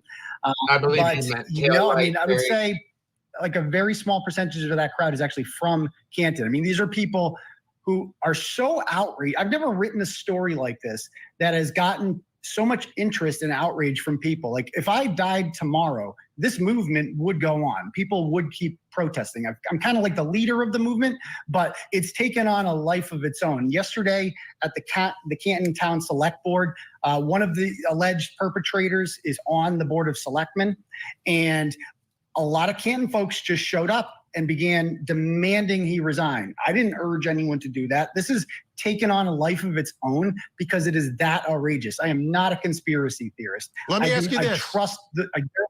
Let me ask you this. Now, there were cheers for Karen Reed on the way into the courtroom, but there were boos for other folks who were walking in. Damn. Who was that, and why was the crowd booing people who were walking in? I mean, because was it the prosecution? Was it an officer? Who was it? That's Carl Dougal. He's a local moron. He's a Boston detective. He is the only member of the Boston Police Department that believes Karen Reed did this. Normally, when a cop gets killed, go to court. So again, I mean, you called him a name. I just got to be careful with that. I'm sorry. I apologize. Yeah, I get it. Okay. I get it. That's the way your show usually goes. Just tone it down just a little bit tonight in terms of the name calling. Because I don't know him. He could be a bright guy, could be the best guy in the world. I don't know. You have a problem with him. But he's from the Boston PD is what you're saying?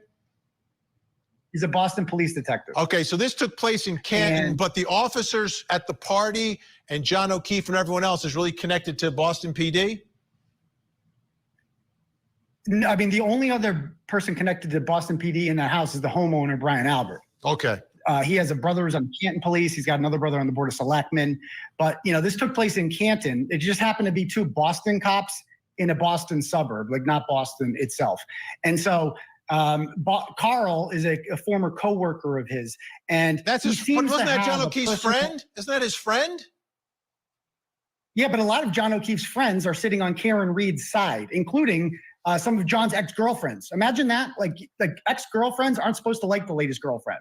But they're sitting there with Karen on her side. Well, let me ask you this, though. Let me ask you this. I mean, his friend is dead, right? And he believes what he believes. Do you think he's at fault here for believing what he believes at this point? Yes.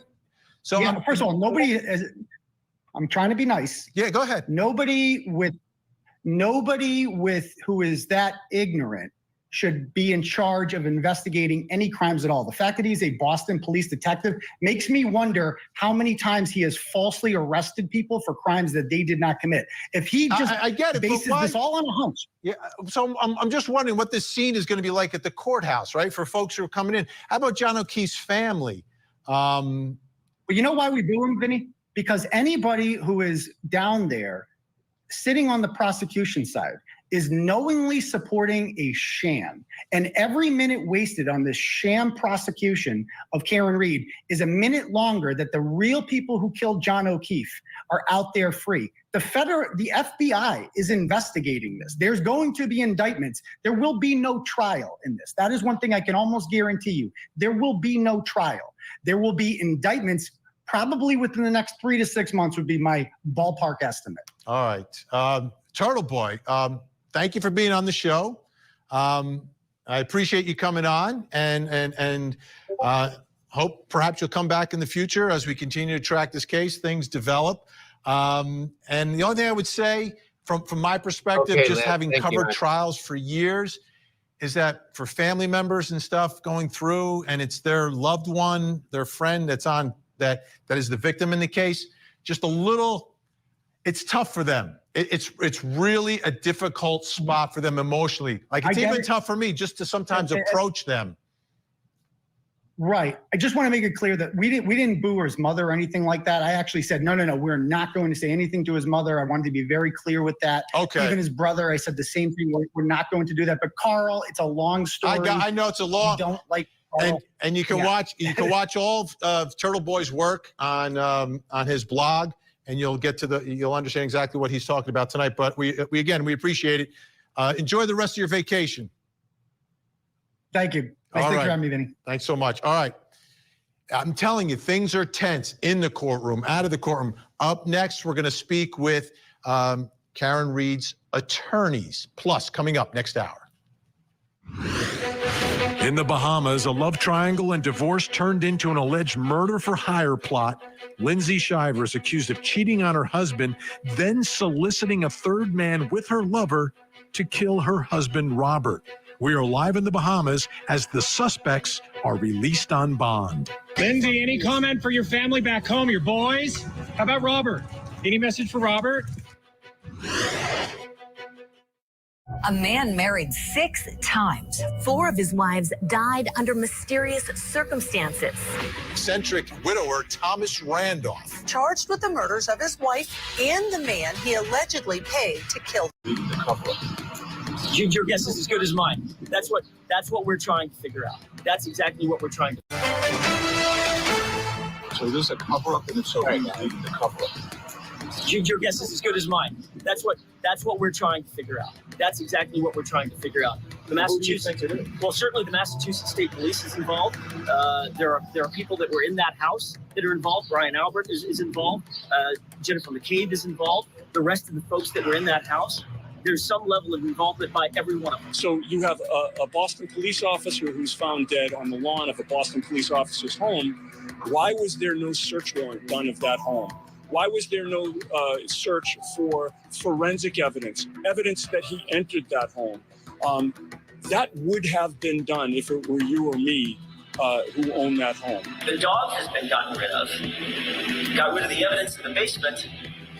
Got rid of the house, the crime scene itself. Your Honor, I would submit to the court that evidence is literally being destroyed right under our nose. It makes no sense to me. I think it's going to make no sense to a jury.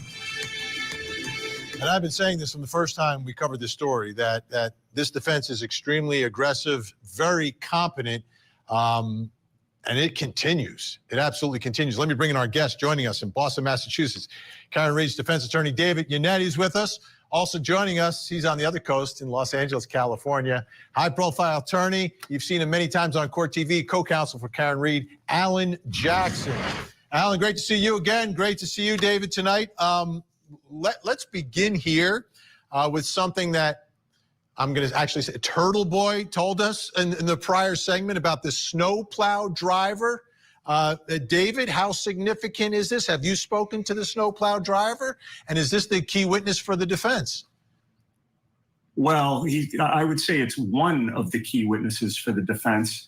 This is no less than bombshell evidence, Vinny. By the prosecution's theory of the case, my client supposedly struck John O'Keefe with her vehicle and left him on the lawn of Brian Albert's property.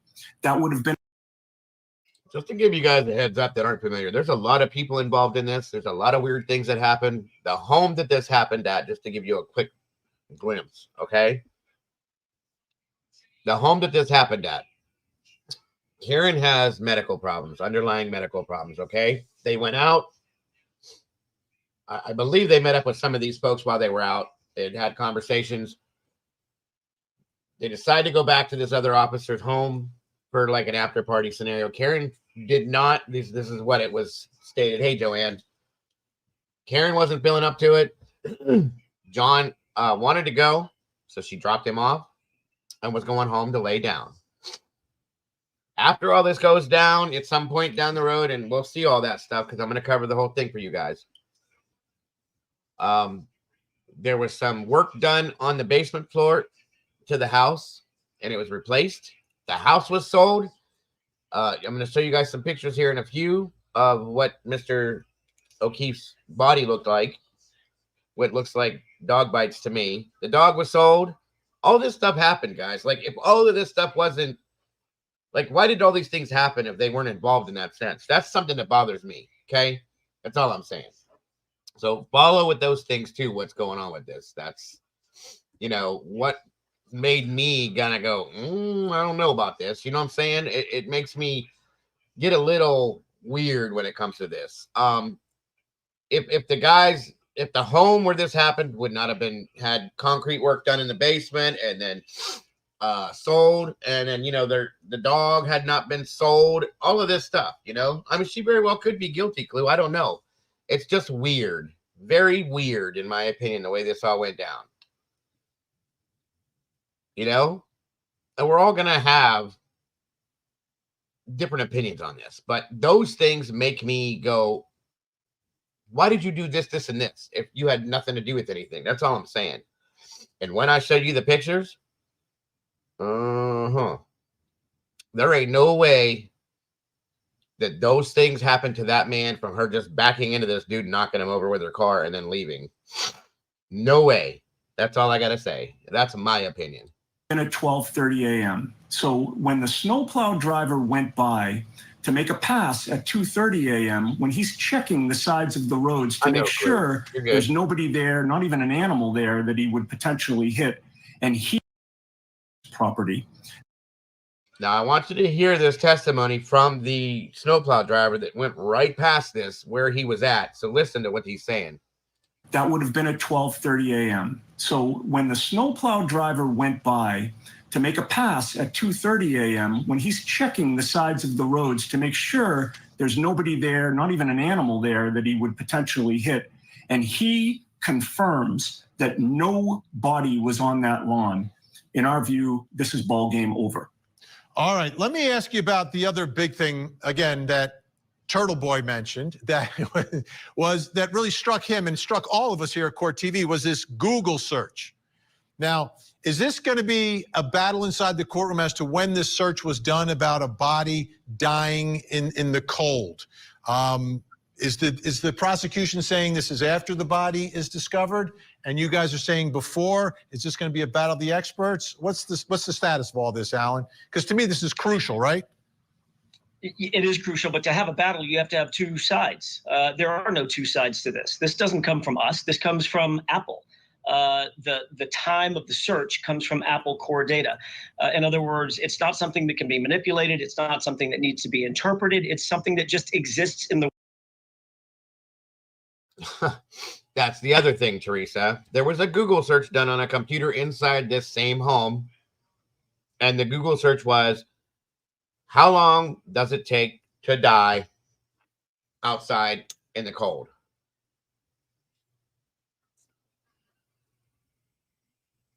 What? I didn't say shut up. I said shut up, Clue. Anyway, I'm just messing with you anyway. You know that. So that Google search in itself. Okay, yeah, exactly, Teresa. So what the hell? Who looks that up? I know Clue said she's got a theory about that. We'll hear it. I got you. But I'm just saying, you put all these things, all these eggs in this basket. Think about it. That's why I have the thoughts that I have. The world as we know it.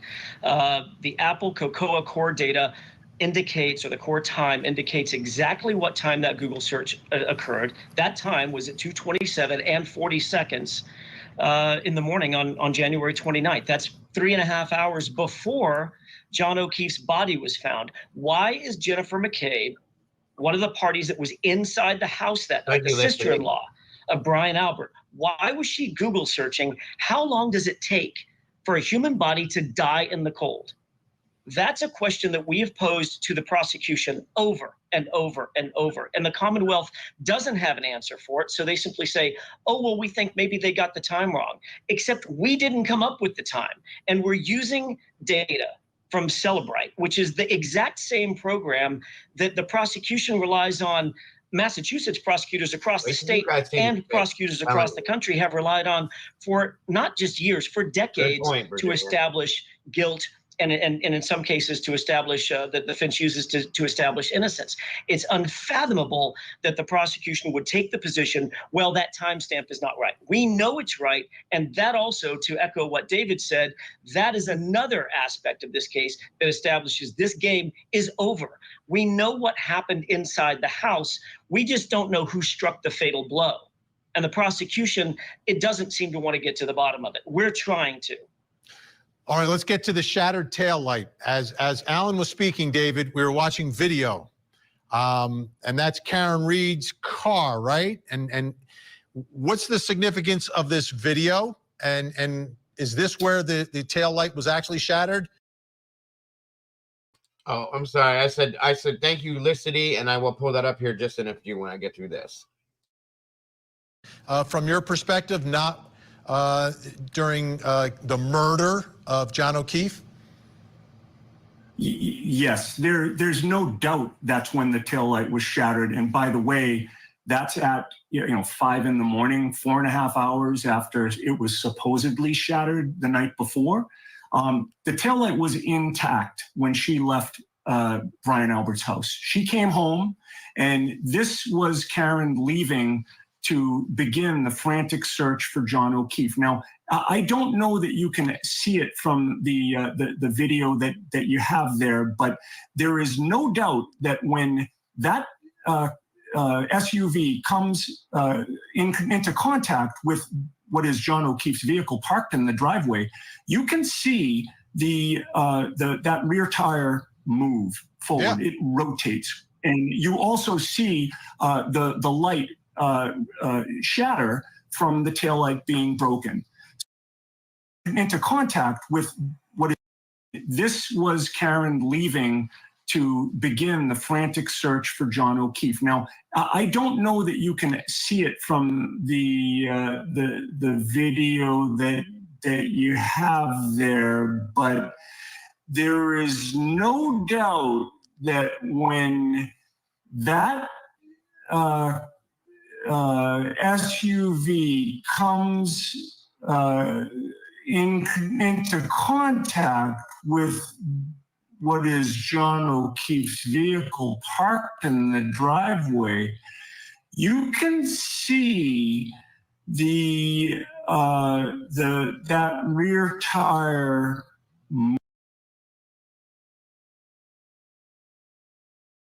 Do you see it? Right there. Right there. You can see it. Move. Right there. You can tell it's broken. This one here. Here, look. Look. And leaving to begin the frantic search for John O'Keefe. Now, I don't know that you can see it from the video that you have. Wait a minute. There. Don't forget it was cold out. There it is no but doubt maybe I was not seeing it right. When that SUV comes it's weird though because it doesn't look like it doesn't look like she even hit the back corner. It looks like he hit the side, vehicle parked in right the here. driveway. You can see that rear tire move. See this right here to me. And maybe it's just because it's blurry. It looks like it might look different than the other side.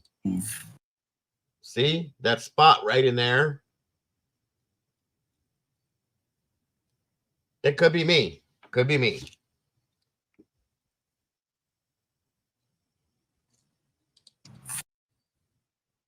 Yeah. Oh, sorry. It All right, so I'm going to fix the speed now so you can hear what the hell they're saying.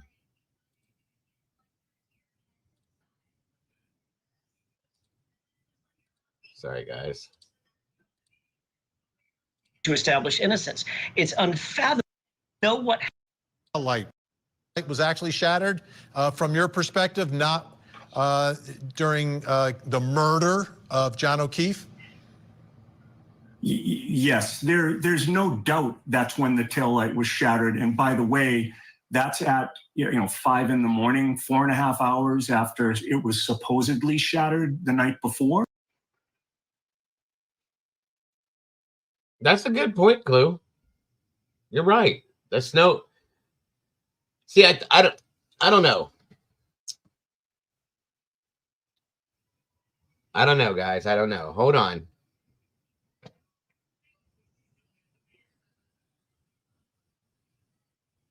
Of course I can make it bigger. I'm sorry. I should have done that earlier. Like I said, I'm just maybe seeing things. The taillight was. Well, no, you're right. You guys are right because it glowed red like it's supposed to. There was no bright white. If it would have been broken, it would have been bright white. So yeah, okay. Intact when she left Brian Albert's house. She came home, and this was Karen leaving to begin the frantic search for John O'Keefe. Now, I don't know that you can see it from the video that you have there, but there is no doubt that when that SUV comes into contact with what is John O'Keefe's vehicle parked in the driveway, you can see that rear tire move forward. It rotates, and you also see the light shatter from the taillight being broken. So, their theory is that this happened, 4.5 hours. That's the point that I'm trying to make, Sherry. And you guys got to understand something. The temperature outside makes it cold, obviously. Plastic, brittle, okay? She hit that car hard enough for the tire to move, in my opinion. But if it depends, Clue, if it's icy and if it's frozen, that's the other thing. But that's a good point. Why didn't the snow fall off the back window of the other vehicle? And I watched this again and again and again, and I don't know, folks.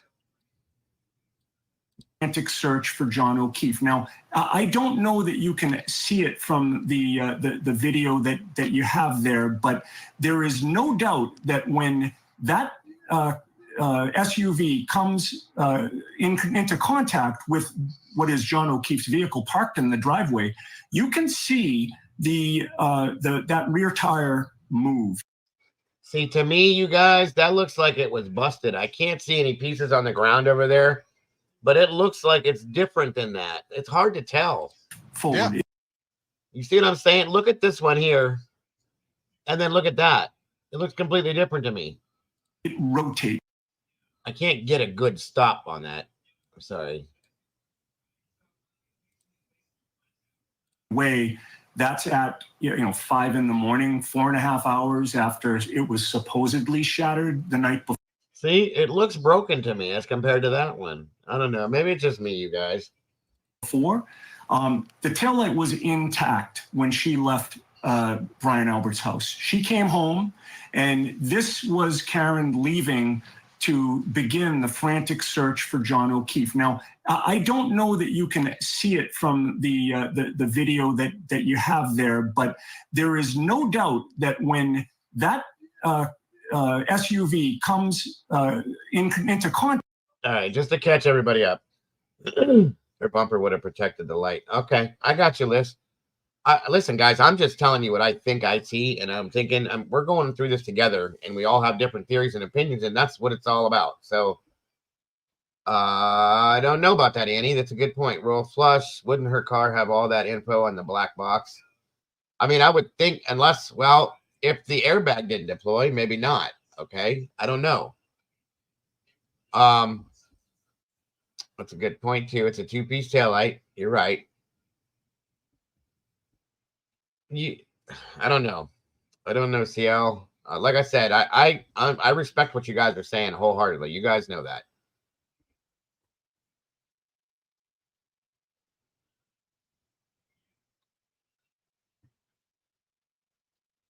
Did you guys send me that email on that, Becky? Because I will definitely look into that. Contact with what is John O'Keefe's vehicle parked in the driveway, you can see that rear tire move forward. It rotates, and you also see the light shatter from the tail light.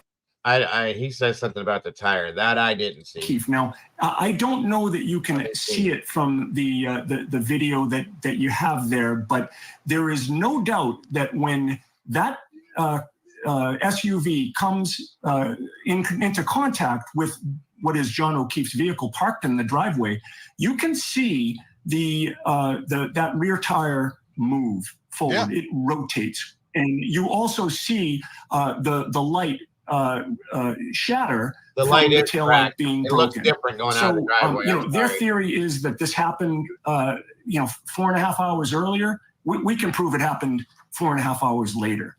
Okay, how about this, I Alan agree, Jackson? guys. Is there going to be a paramedic you coming guys are inside that almost all courtroom right. and saying that they heard Karen Reed, your client, say, I hit him, I hit him, I hit him. I don't know who's going to come to court and say what. They're saying that the cracked taillight happened before when she dropped him off, when she backed into him, and that's what broke that taillight. And I'm having trouble understanding how backing into somebody, just bumping somebody like she hit him that way would have broke that taillight.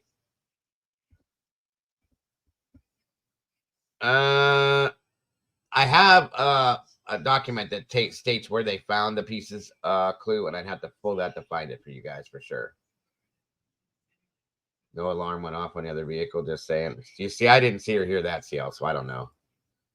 I mean, it's very easy for the prosecution to stand up and make all these sort of grandiose claims, these fanciful claims about what they think the evidence is going to show. I can tell you this, there's going to be no reasonable evidence that she ever confessed to hitting John O'Keefe, because she didn't.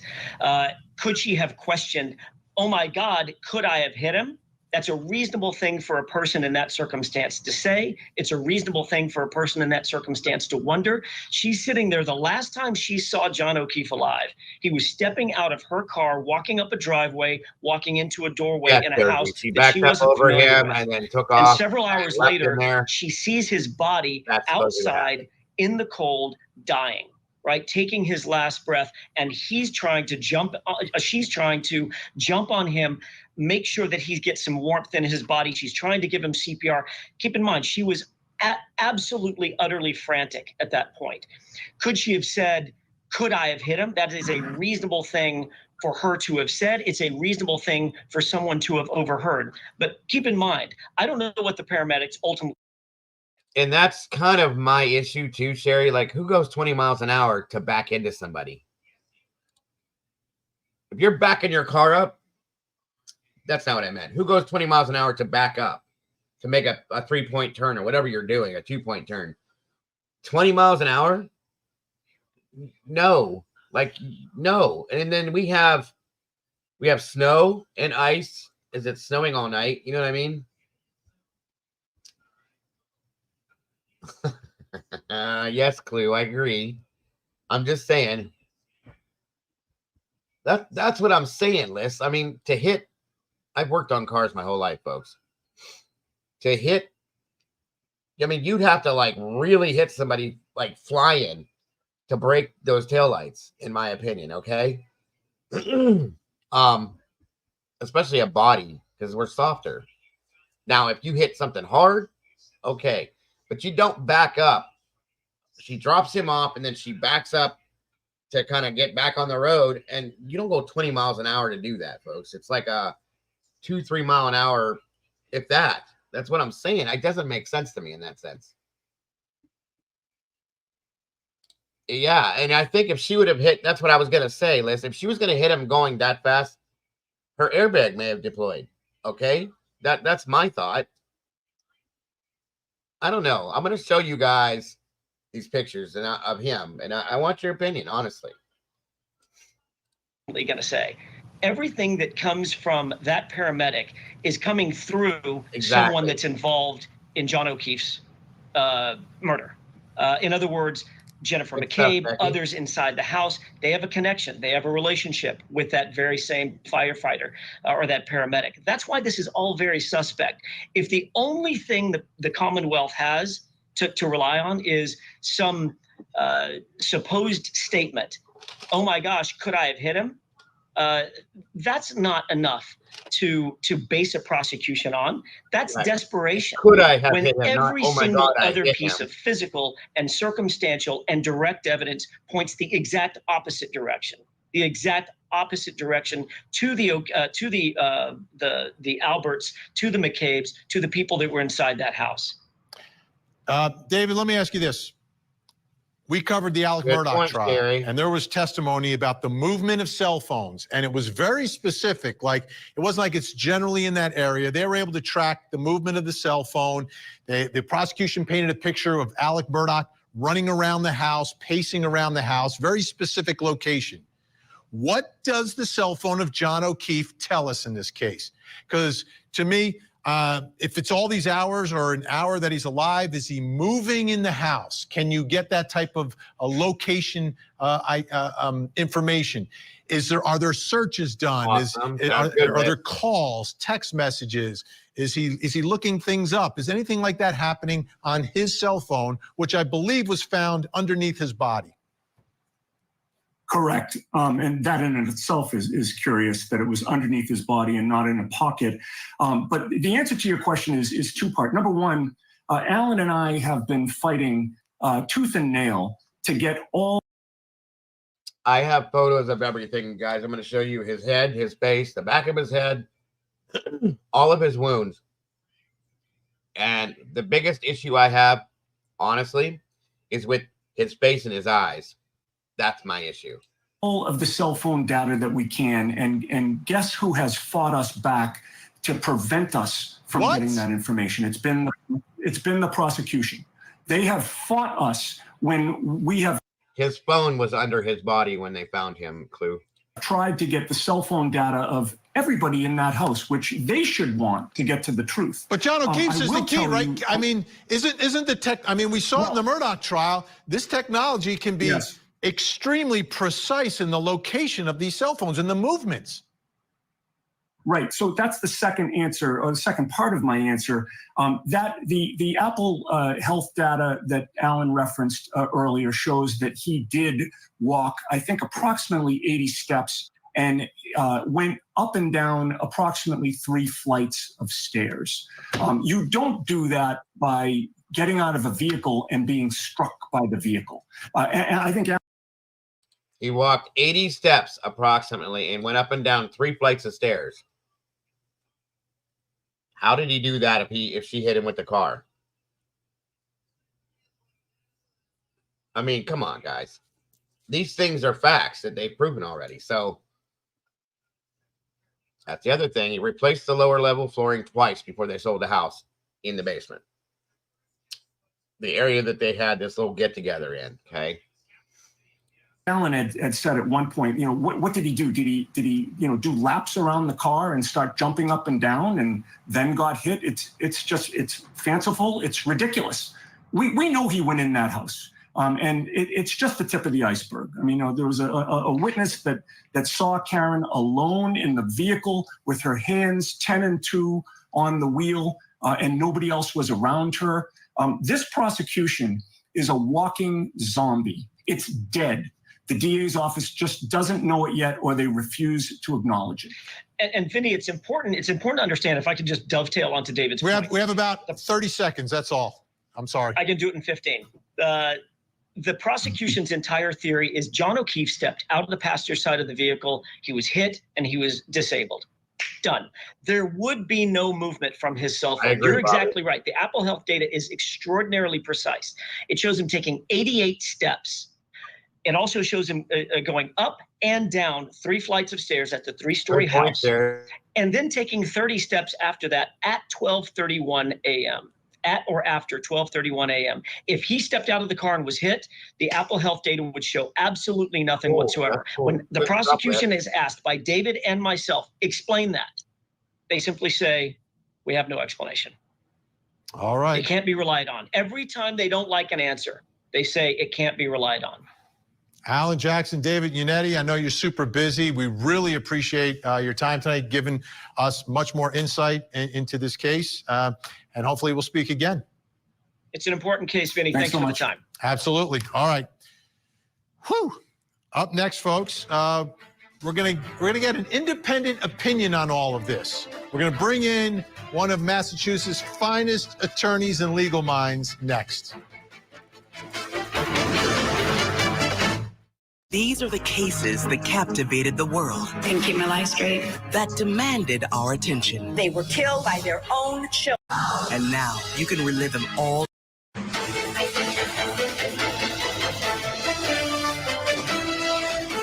This is an innocent woman. She didn't do it. I tried to save his life. I tried to save his life at 6 a.m. I was covered in his blood. I was the only one trying to save his life. Okay, so this hour we've heard from Turtle Boy, who, along with his followers, believes that Karen Reed is falsely accused. The attorneys who tried to laid out some very compelling evidence.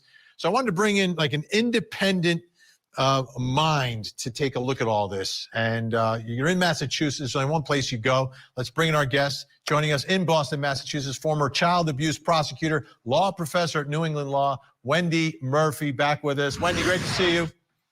You too, Vinny. All right, so what's happening there in Canton, Massachusetts, in Dedham, Massachusetts? What are your thoughts about this? Is it possible that there is some sort of a police cover-up here? You know, that's the big question, and I know how the issue has been framed. Either there's a big cover-up or she's guilty of murder, and I kind of come down in the middle. You know, my feeling from the beginning of this case was that she probably did hit him. He banged his head on the driveway. She didn't plan to hit him. She didn't want to kill him. And that he was covered by the snow, which is why no one found him until the following day. And it was really the fact that police overcharged her with murder. I don't think any jury will ever find her guilty of murder, period, because I don't think anybody will be able to prove that she wanted to kill him. But she's charged with murder. And I think when a defense attorney gets involved in a case where it appears their client has been overcharged, and likely overcharged because this was a cop, and the cops have a very nice relationship with the district attorney who gets to decide what the charges are. If there's an overcharge, and this is a serious overcharge, this is life behind bars, second-degree murder overcharge. If she in fact committed, at best, manslaughter, motor vehicle homicide, you know, because she was under the influence and she, I think, did accidentally kill him, then the question is, why is the defense characterizing this as a conspiracy by the police? And my sense of that, just tactically speaking, is that the defense wants to use their strategy, their theory of this was a murder by one of the other people at the house, and they're trying to cover it up and pin it on her. But the real theory, I think, here is that if they can even get the judge to buy into the idea that it might have been someone in the house, then they're going to get access to all the police files, all their employment files, all their disciplinary records. And that's going to give Karen Reed leverage, the leverage she needs to pressure the prosecution to lower the charge to manslaughter, to give her some kind of not only lower charge, but ultimately a much lesser punishment. So that's really what I think is going on here. There was an overcharge, and in a sense, there's an Have a great night, over-defense, Dad. Thanks for tuning in. where we're tonight. hearing Appreciate things you about very police much. conspiracies. I mean, Send me that couldn't be email on if you more have it on polar another opposite case, buddy. sides here. So let me ask you this: What's if we do go to trial, right? And I always prepare for that moment here at Court TV.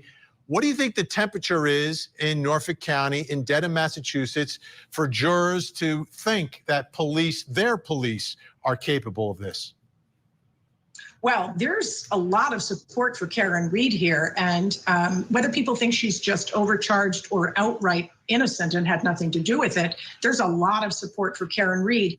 And here's the problem. When the prosecution overcharges someone and they blame the police for why there's an overcharge, there's a real risk that the jury's going to come back and punish the prosecution for doing that. If the jury thinks this was an accident, they're going to be angry that she was charged with murder, and that could translate into an outright not guilty as a way of, you know, bringing democracy to the case, punishing the government for overdoing it. I can see that happening. And there's no question all the potential jurors, which will have to come from that area of Massachusetts, are watching this. They're watching all the support for Karen Reed mount.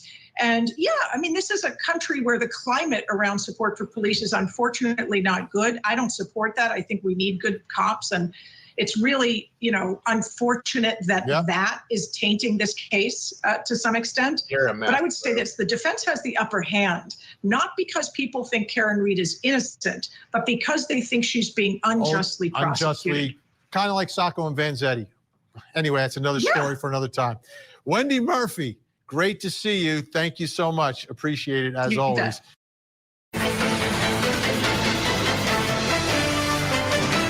Good Wednesday evening to you, and welcome.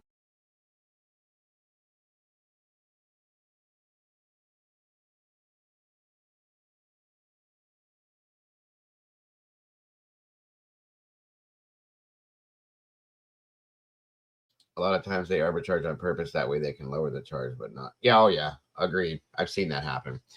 So let me ask you, I'm going to pull up some pictures and we're going to talk about this, guys. And I want to ask you guys a question.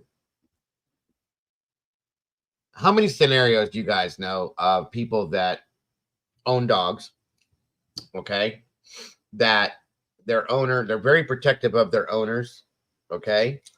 So in a just cause or a just maybe scenario, as I say this, can you imagine somebody getting into, you know, people being drunk, it happens, having a disagreement, getting into a fight.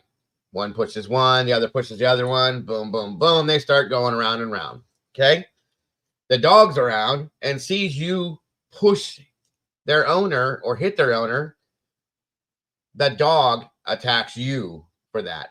My dog that I had when I was younger was the same way. If anybody touched me, that dog was on their neck, literally.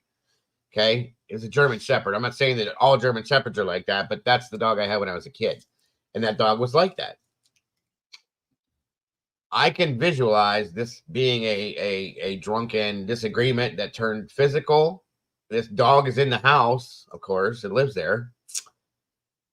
And somebody goes at this guy, even just to touch him, okay? That dog is on top of that arm and clamps down on the arm, and he pulls away, and it rips his arm. Remember that. That's my thought on this, okay? Because I've actually treated wounds like that on other people. So, all right, let me see here.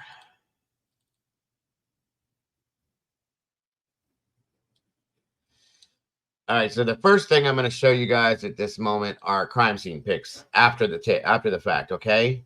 This is the first thing we're going to look at with this. Yeah, I don't know how big I can make this, but you can't see it a whole lot. Sorry. Come on. Okay, well, that sucks.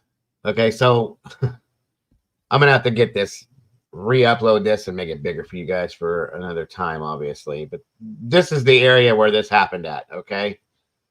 This is horrible.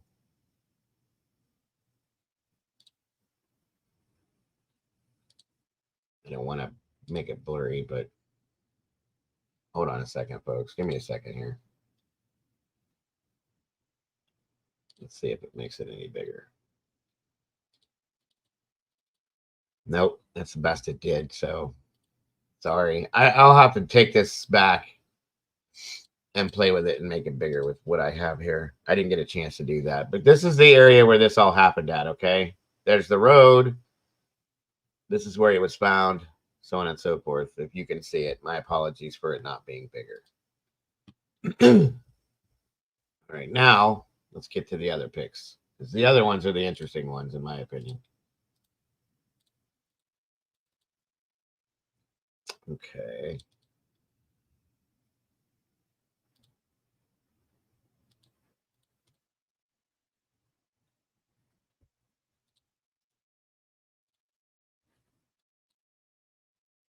One second, everybody.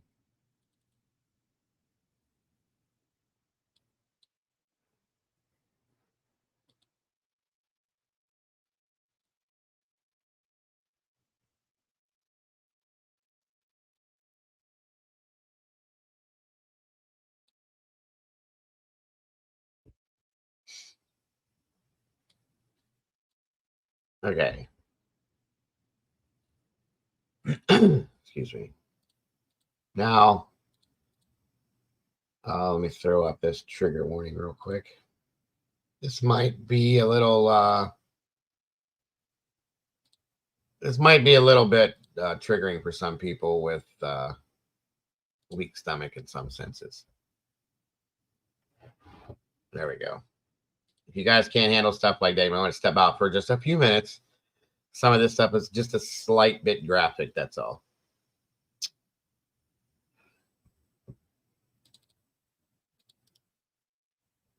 Okay.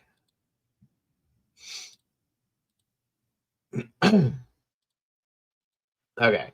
So why are these things so small?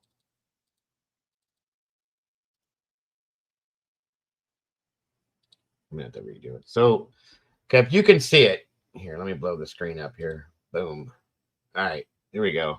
It's a little bit better. So this first picture, this is John here himself. Okay, we saw what he looked like before all this. Sadly, look at his eyes. Okay, this guy looks like he was beat down, and I mean beat down, guys. Both of his eyes are swollen on the top part of the lid. Okay, his nose right here is purple, as if it was broken multiple times. We have a laceration on the back of his head, back here. Okay. This bruising on his hand, which looks like, okay. And he's got bruising on this hand as well, almost like fisting. Okay. Then we have these lacerations on his arm, which I'm telling you, to me, I can envision a dog biting down and somebody ripping their arm out of its mouth, and it lays that open like that, folks. That's exactly what that looks like to me. So he's got bruises on both of his hands, a laceration on the back of his head as if he was knocked down or fell down and hit his head back there, and then his eyes. I mean, his shoulders are bruised all to hell back here. But his eyes, guys, that's not going to be from somebody backing up and hitting you with their car. Come on. Okay?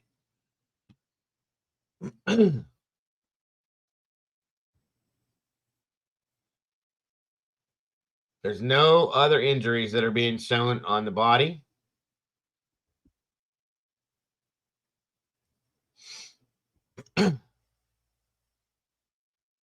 He was hit hard in his face, folks. Look at that.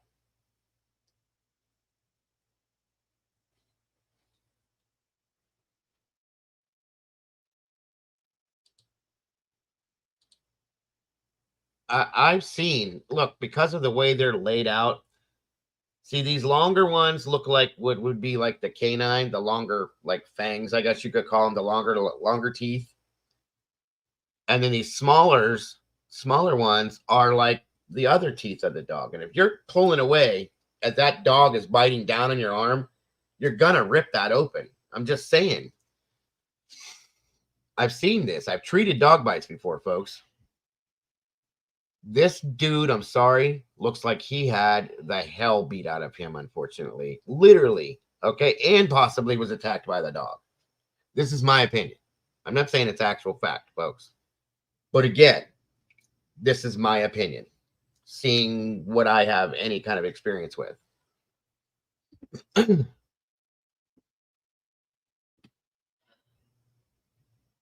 Okay, Sherry says that a canine dog trainer thinks the injuries on the arm closest to the hospital band is definitely from a dog. Looks like 2 puncture wounds. So we're going to say right here or here.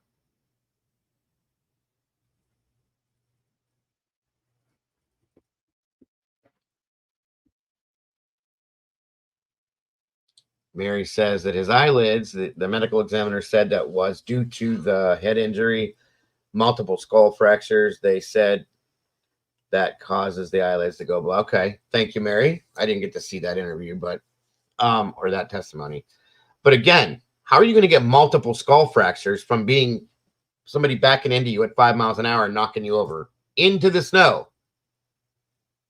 Which again is like I fell off of a ladder, guys, into the snow, and it was a lot more than what was probably on the road, but it kind of padded my fall, you know?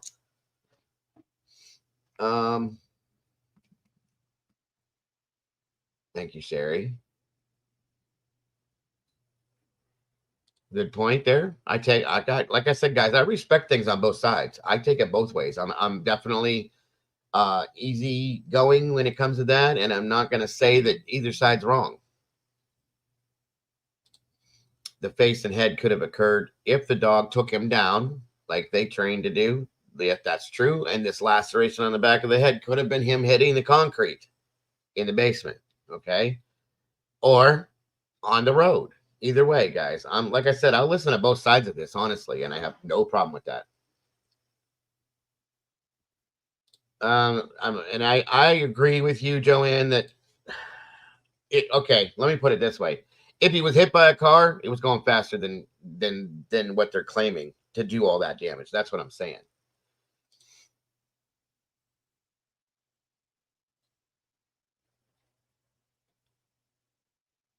And that's what my thought is too. Too much damage to be hit by a car, especially a car that just backed into you and knocked you down. That's the only thing I have issue with, folks, is, and like I said, those I struggle with this, guys. I do. It would depend on, right. That's what I'm saying. That how packed and frozen the ground is where he hit his head. It could have been solid ice, you guys. Solid ice, which would leave. But see, that looks like I've treated wounds, lots of them. If he would have fell and hit his head on the ground, I would be looking more towards the below that laceration for there to be damage right there at the base of where his skull, almost at the base of his skull, like this. Okay, that looks like it's more up here, more almost as if he was either hit with something maybe, or when he fell, that part of his head hit at the edge of something. You know what I mean? That's what that looks like to me. And I would imagine that there'd be a hematoma, an external hematoma back here swelling out from hitting his head as well, which maybe there is underneath that little ruler thing. You can't see it. Yeah, it's like on the crown. Like, it's like up here. It seemed maybe the part looks like it's like here, and then like maybe right about there. Maybe that is where it is. Maybe I'm just seeing it the wrong way, but again, it's like a laceration, almost as if he hit his head on the edge of something, possibly. Okay. Let's see here.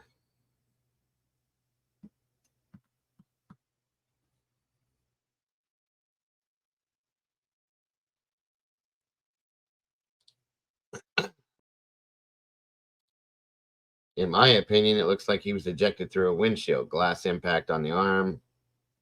Head injuries. Any other injuries? I mean, yeah, you could say that does. It kind of resembles the glass, but there was no glass fragments found inside any of the thing on him. No plastic or glass. And based on what I know, I need to make these bigger. I wish I could. Hold on a minute. Let me see if I can do something real fast for you guys. These need to be like way bigger, in my opinion.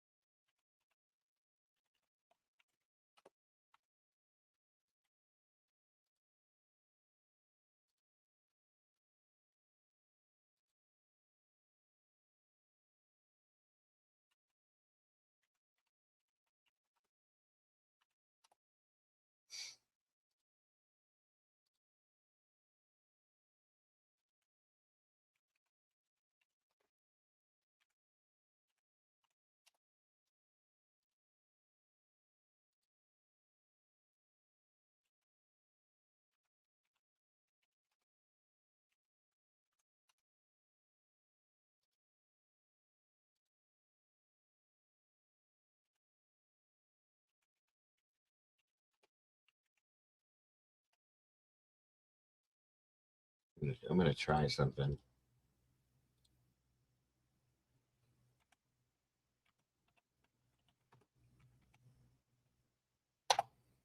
Okay.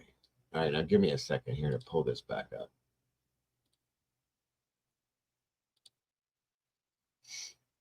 Let's see here.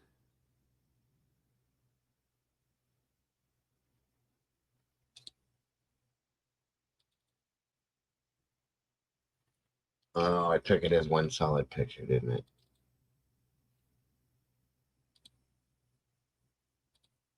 Yep, it sure did. Damn it, Jim. Let me see here.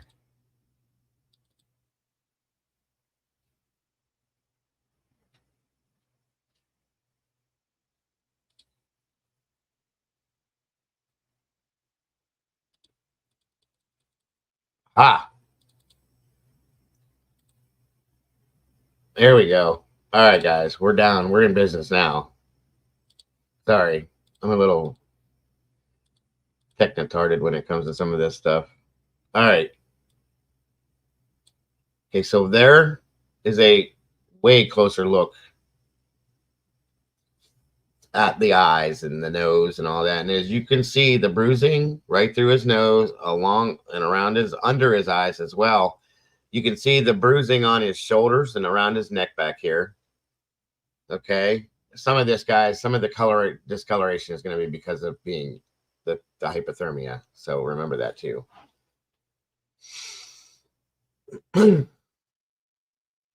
So all of that. But the eyes, and somebody in here stated it was because of multiple skull fractures. Okay. I didn't know he had multiple skull fractures, but that's just what I was looking at there. But okay, hold on. Now, one second.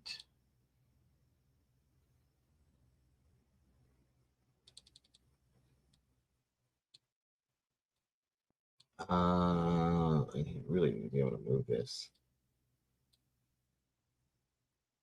It's not going to let me though, is it? See if I can show these at least. Damn it. That's a little bigger for these, but not what I wanted. They won't let me move the picture like I want to. Hold on. Okay, and then I'll bring it up closer to the screen. So here's the arm. Okay, see, these look like this right here might be just abrasion scabs. See how these are layered?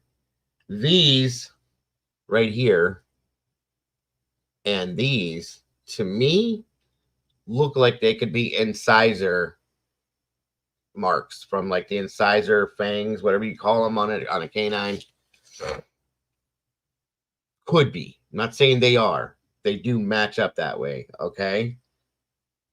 But they're definitely, there's cuts, okay? And they did say that there was no glass or plastic fragments or anything like that found within the wounds of those. So, and of course, the cause of death was left inconclusive.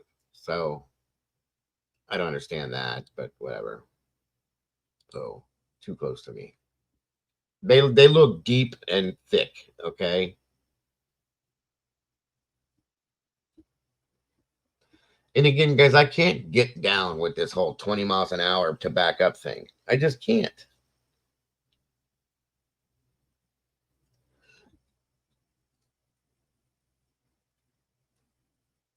Where's Cletus at? Where's Cletus at? He'll agree with me. I'm just kidding. I'm just kidding.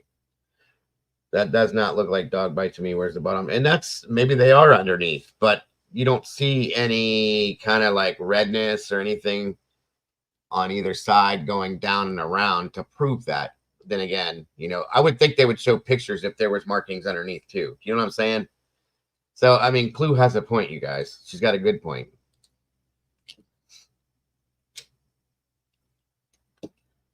Somebody says maybe it's claw marks.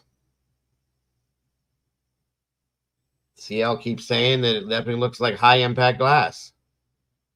No, that they didn't find any glass or plastic particles within the wounds. That's another point. Where's the bruising from the bright? Well, maybe it hasn't kicked in at this point. Clue. You know what I'm saying? Well, let me see. January 31st, 2022 at 11:51. Okay. There would be bite marks through his sleeve. That's another good point there. Good point, Licity. That's a good point. See, this is why we do this, you guys. You guys throw up some good stuff. Attorney Melanie, little one who had a Attorney Melanie, little one who had a canine trainer explain it all once day. Wait, where'd it go? Once day goes offline, of course. I mean, I can go find it if there were, because I was looking for something like that and I couldn't find it that anybody had done that. But if there is like a link or a place that I can go to find this canine trainer that explains it, sure, I'll go do it right now.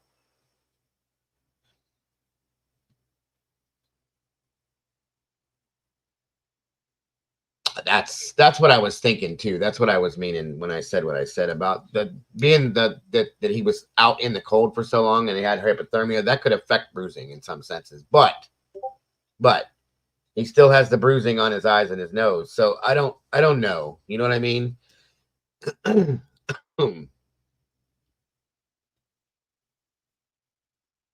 Hopefully they took cultures of the wounds, claw marks, because dogs or bacteria is totally, yeah, 100%. And that's what I'm saying. That needs to be seen. Thank you, Draw. Think she could have backed into that car on purpose when she was going. I mean, anything's possible, Matt. She very much here's another scenario that I believe is wholeheartedly very possible. She could have realized what she did. She could have done it on purpose because she was upset with him. Okay, I'll explain this. And took off. Went home, knowing that there's cameras at the house and knowing that neighbors could see her. Went inside the house for a while, did what she was doing, and then come back out 4 or 5 hours later on camera in a hurry and purposely backed into the vehicle to make everything fit into place. People think these things out sometimes, folks. So yeah, that is something that could have been done too. Okay. They're only showing the injuries on the one arm, so I don't think the other arm is, which could have been a defensive arm. You know what I mean, guys? Like if he's standing kind of like at a pivot, this is the arm he was defending himself on. If this dog got a hold of him and threw him to the ground, if this was a canine dog, you ever seen the damage they do, folks? I have. I'm going to tell you something. 1 second here. But then there's that too. Thank you, Joanne. The snowplow driver who drove by at 2:30 said there was nobody laying on that road. Remember that. She dropped him off between 12 and 12:30. Okay. 2 hours later, there's nobody there. There's somebody that goes to the oh my God, I just lost my whole tripod of Dago. Sorry, folks. Trying to think of what I was going to say now. My apologies. I can't think of it. I can't. Let me find this. Let me find this other thing I was going to show you guys too, though, real quick.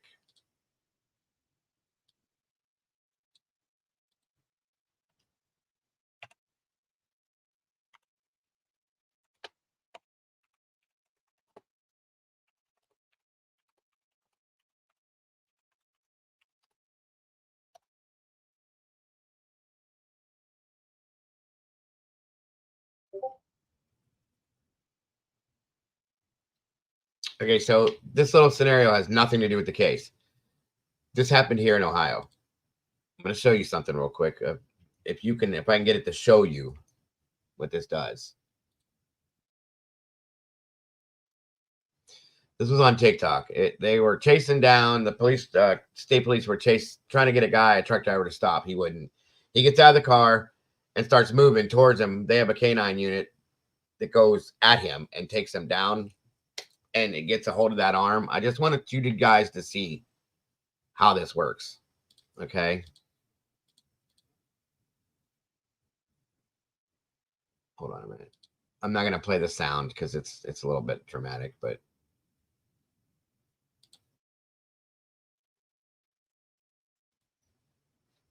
actually,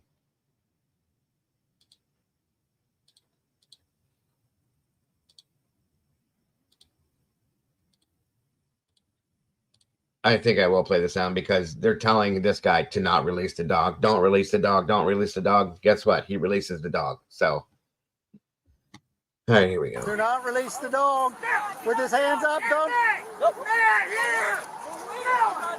Do not. Get the dog off of me. Get the dog off of me. Get the dog.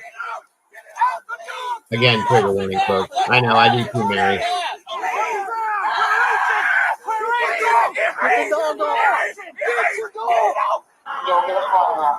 But we're gonna get to the point now. Like I didn't want you guys to have to see and hear all this, but part of this, they're gonna get close enough. I'm gonna pause it so you guys can see the damage this dog did just from grabbing him and pulling him down.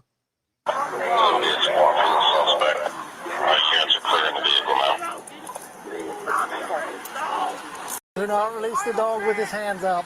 Oh, maybe they cut it out. Do not release the dog with his hands up. Or Do did they not not? release the dog. Do not release the dog with his hands up. The one I saw before, they Do showed his not arm. release the dog with his hands up. Do not release the dog with his hands up. Don't. Do not get the dog off of me. Get the dog off of me. And then you saw that, you can see the one I saw before. The dog grabs him and pulls him straight to the ground. Get the dog off. Get your dog. Don't get a call now.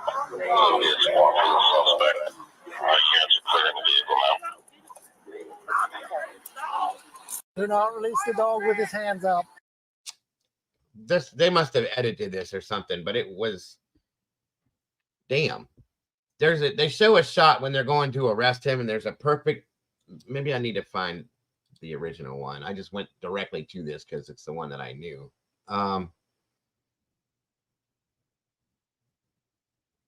Okay, this is the one. Hold up.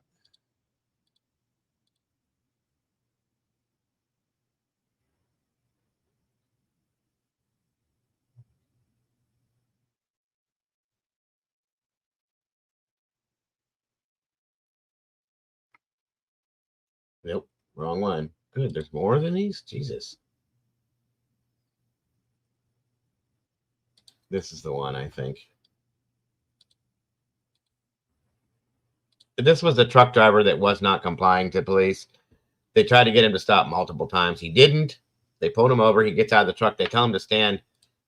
And he's got like his hands up. And they didn't stop the dog in time. So hold on one second. I'm going to set this up.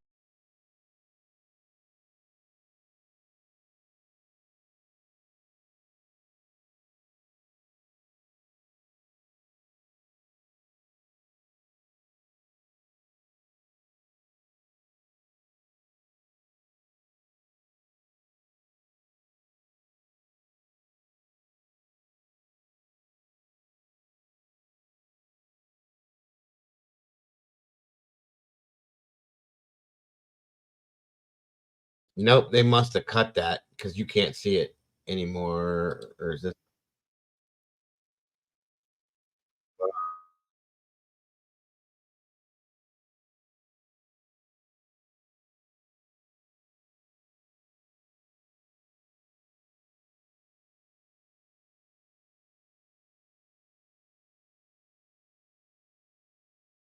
You're right. You're right, Mary. That other video, they took it down. Okay. Well, I watched this before, folks, and this video, you could see it. And it was the only video I can find. That made me mad. They must have, because I had it downloaded. So how the hell did they pull it off if I have it downloaded at the same time?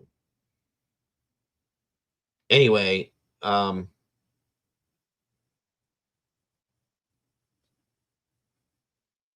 they can do some real damage, you guys. Seriously.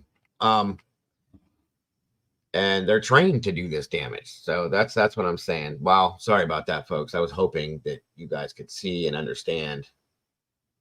I'll find something else for you. Because there's more to this case. So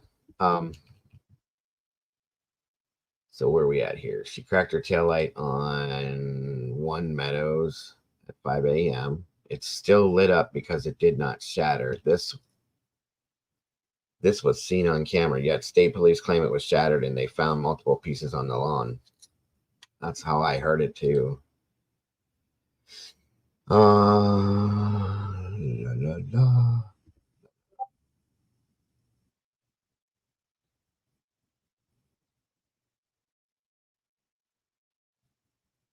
That's a good point too, Victoria. Yeah. Well, that guy, when he raised his arm, that dog attacked. He shouldn't have done that.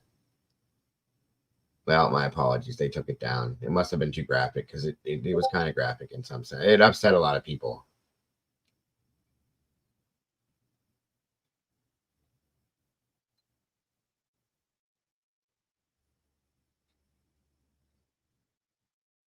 So, like I said, this is just like the kickstart to this, folks. There's a lot more that we'll be getting into. I'm going to be getting into the details, a lot more of the little pieces and parts of this as we go forward with this. It's going to take a while, obviously.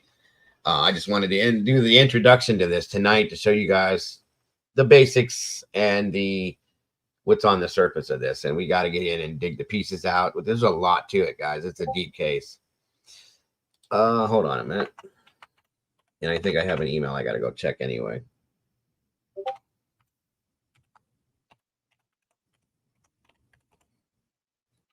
There it is.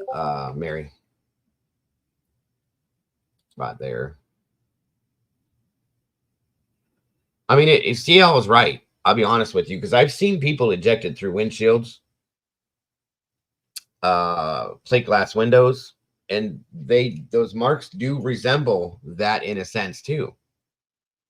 But there was nothing involved with this where it shows that this man went through any glass like that. That's the problem. Armor injuries are abrasions per the report. There we go. They claim, but I just don't.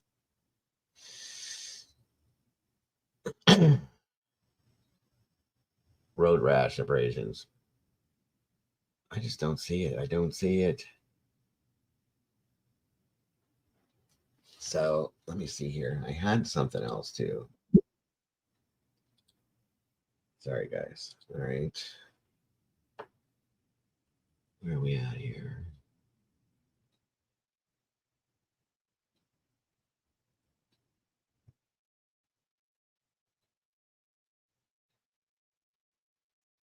No, yeah, that's what I wanted to show you guys.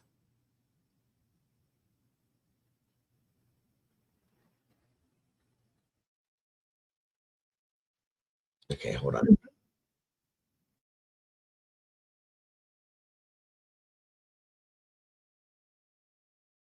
All right, this is going to be the last thing we look at tonight. This is the pre-trial hearing for Karen, okay? And then this is going to do it for tonight, folks. And then, like I said, as we go on, we're going to get deeper into this and look at more of the documents. I have a PCA that we're going to review. I have the full PCA with this. We're going to review that and quite a few other. Okay, that was what I needed to do, is look at that email. That's right. Thank you, Felicity, for my guys. I have such bad short-term memory issues. I'm so sorry. You got to remind me of everything. I'm so sorry. Okay. No. There you go. Thank you, Jessica Dahlgren. Oops. Sorry. Hold on a second.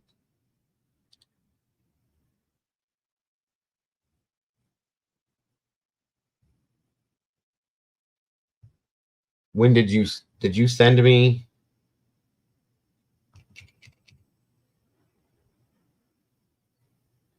Did you send me you said you sent me another email, Felicity? Is it the body cam one? Oh.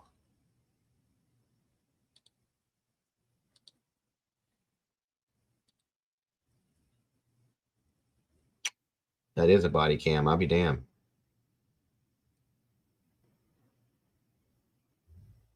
Okay. God, you guys, I'm sorry. My back is starting to hurt now. Okay, Felicity, I did get that, and I'm telling you right now that's a body cam. Okay, thank you. And who else sent me? Mary sent me one. Okay, 1 second. Take care, Matt. Have a good night. Thank you very much for tuning in. All right, so Felicity sent me an email, guys. In this email, this is a body cam. I think that's the same thing that is on this Yeah, it was for Donna's case.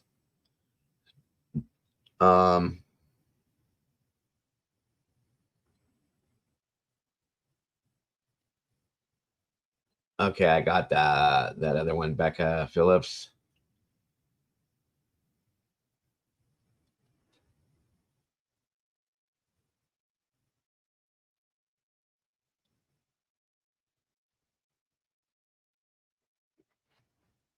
Evident data recorders for vehicles. Okay.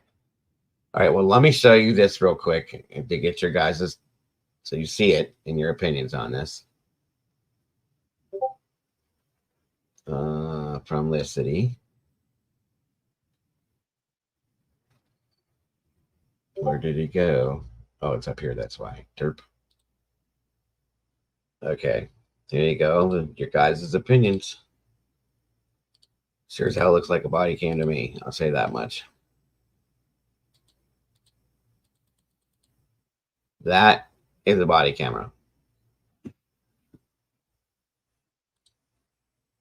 Same thing that she had here. That's a body cam. So she obviously wears one and has one. Whether or not she had it on that night or turned on, I don't know, but that is what that is. I've seen them.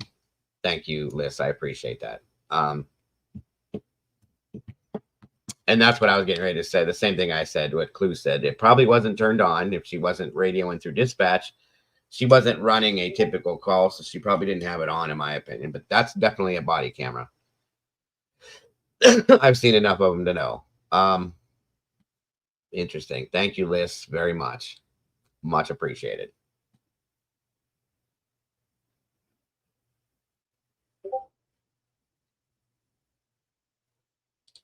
I was looking at Google Images per you suggestion. Bite marks on Google Images. Okay. Good deal.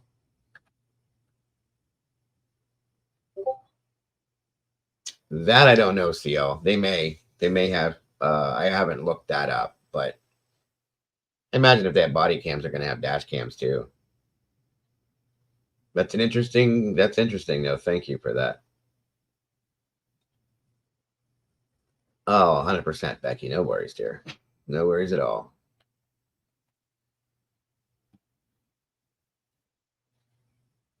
Let me move this out of the way, guys. You know what? It's kind of, hold on a second here.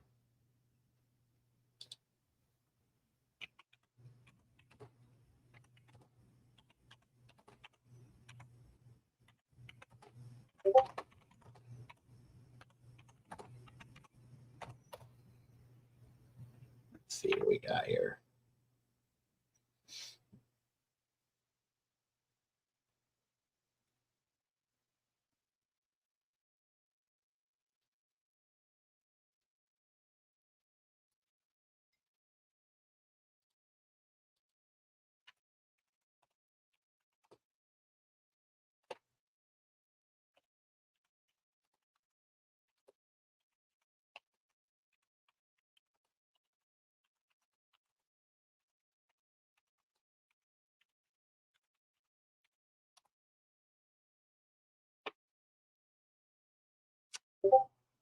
Bear with me, guys.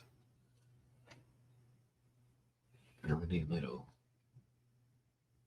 Okay, Sherry, hold on.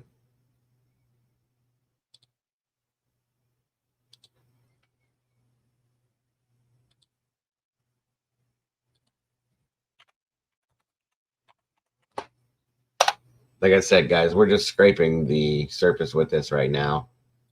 And we're going to get into the deeper aspects of this as we go on. I just wanted everybody to kind of get the opening credits for this. Here we go.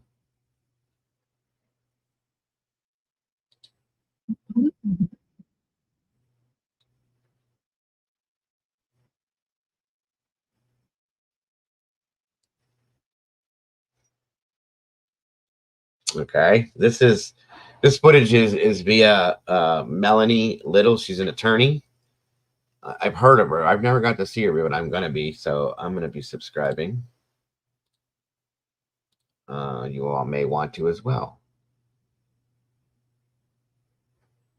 I'm sorry. All right. And this is with a canine trainer, so this should be good. Thank you, Sherry, for that. All right, let's see what we got here, guys. Let me know if it's the audio is okay or if you need me to do any fixing or anything. Some information from him that way. Okay, so I'm going to give you the screen. Go for it. Sure, and thank you for that. And a not for nothing, I can pretty much guarantee I've seen more dog bites than most any medical examiner. And I would say that because people don't often die from dog bites. Very rare, even police dog bites, which can be very serious and very gruesome.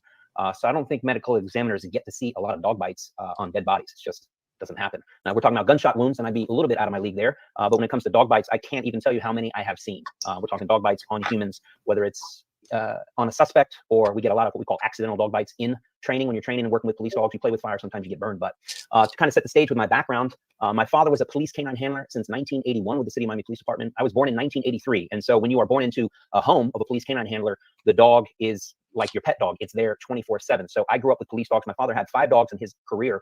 Is there really that long? The entirety of my childhood. So not only would we have one police dog in the house, but anytime that first police dog would retire, then we would replace it with the next police dog. And so we typically would have one retired and one active police dog I didn't realize in the house at long. all times. And again, just to give you more of my background. I'm going to go ahead and pull this off for right now, you guys. And I'm going to take this and we'll break it down and look at it, the parts of it that are important, okay? Oh, 100%. Definitely a body cam. That was a body cam. I've seen tons of them, okay? They all have the basic same look to it. Yeah, I'm going to have to... The next show we do on this, we'll go ahead and... It's a YouTube clue. Hold on a minute. I'll give you the link. If you guys want to check this out on your own time, 100%. Hold up.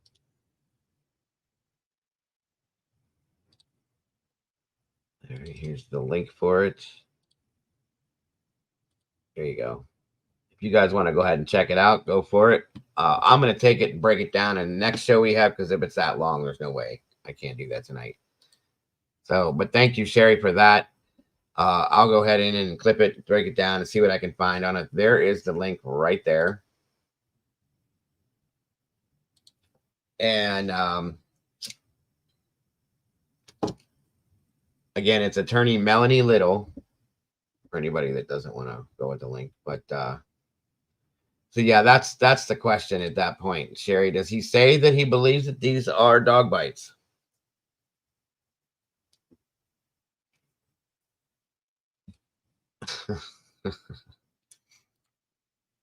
This scar here, Becky, I had brain surgery 24 years ago.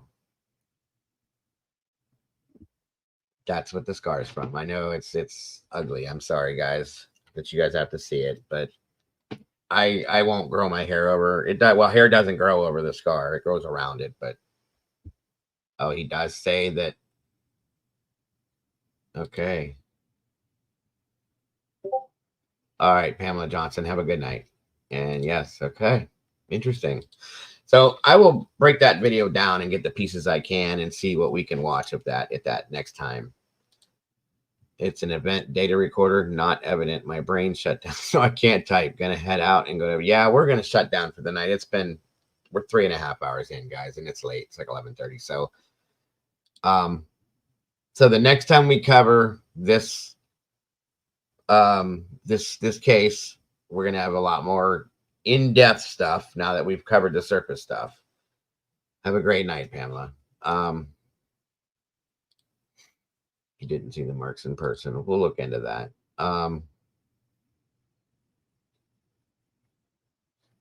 Yes, I mean, true, only his professional opinion, right?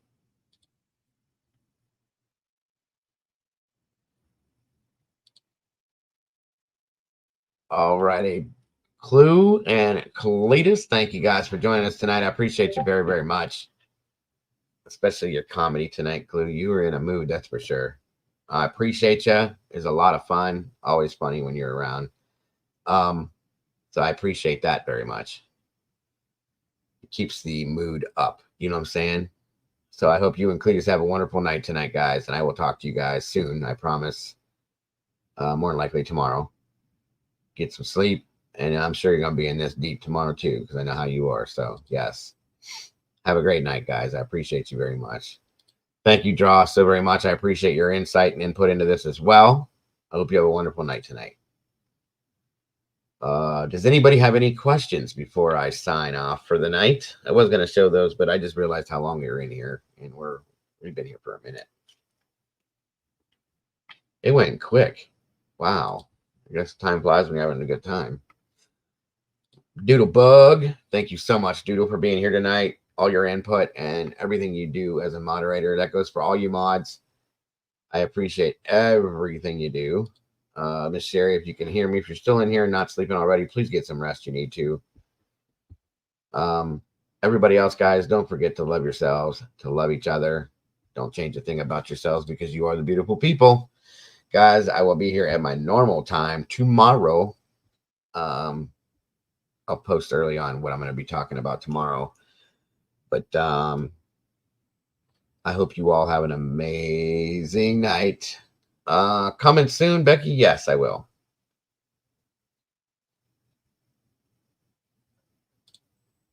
Are you enjoying your channel? I am, Draw. I always enjoy this. I enjoy you guys. I absolutely adore you all. I appreciate all the support you guys give just by being here. It's amazing. It's wonderful. Every one of you guys are amazing. I really appreciate you all very much. I hope you guys have a wonderful evening, and I promise you all I will see you very soon. Have a great night, folks. Much love. Bye-bye.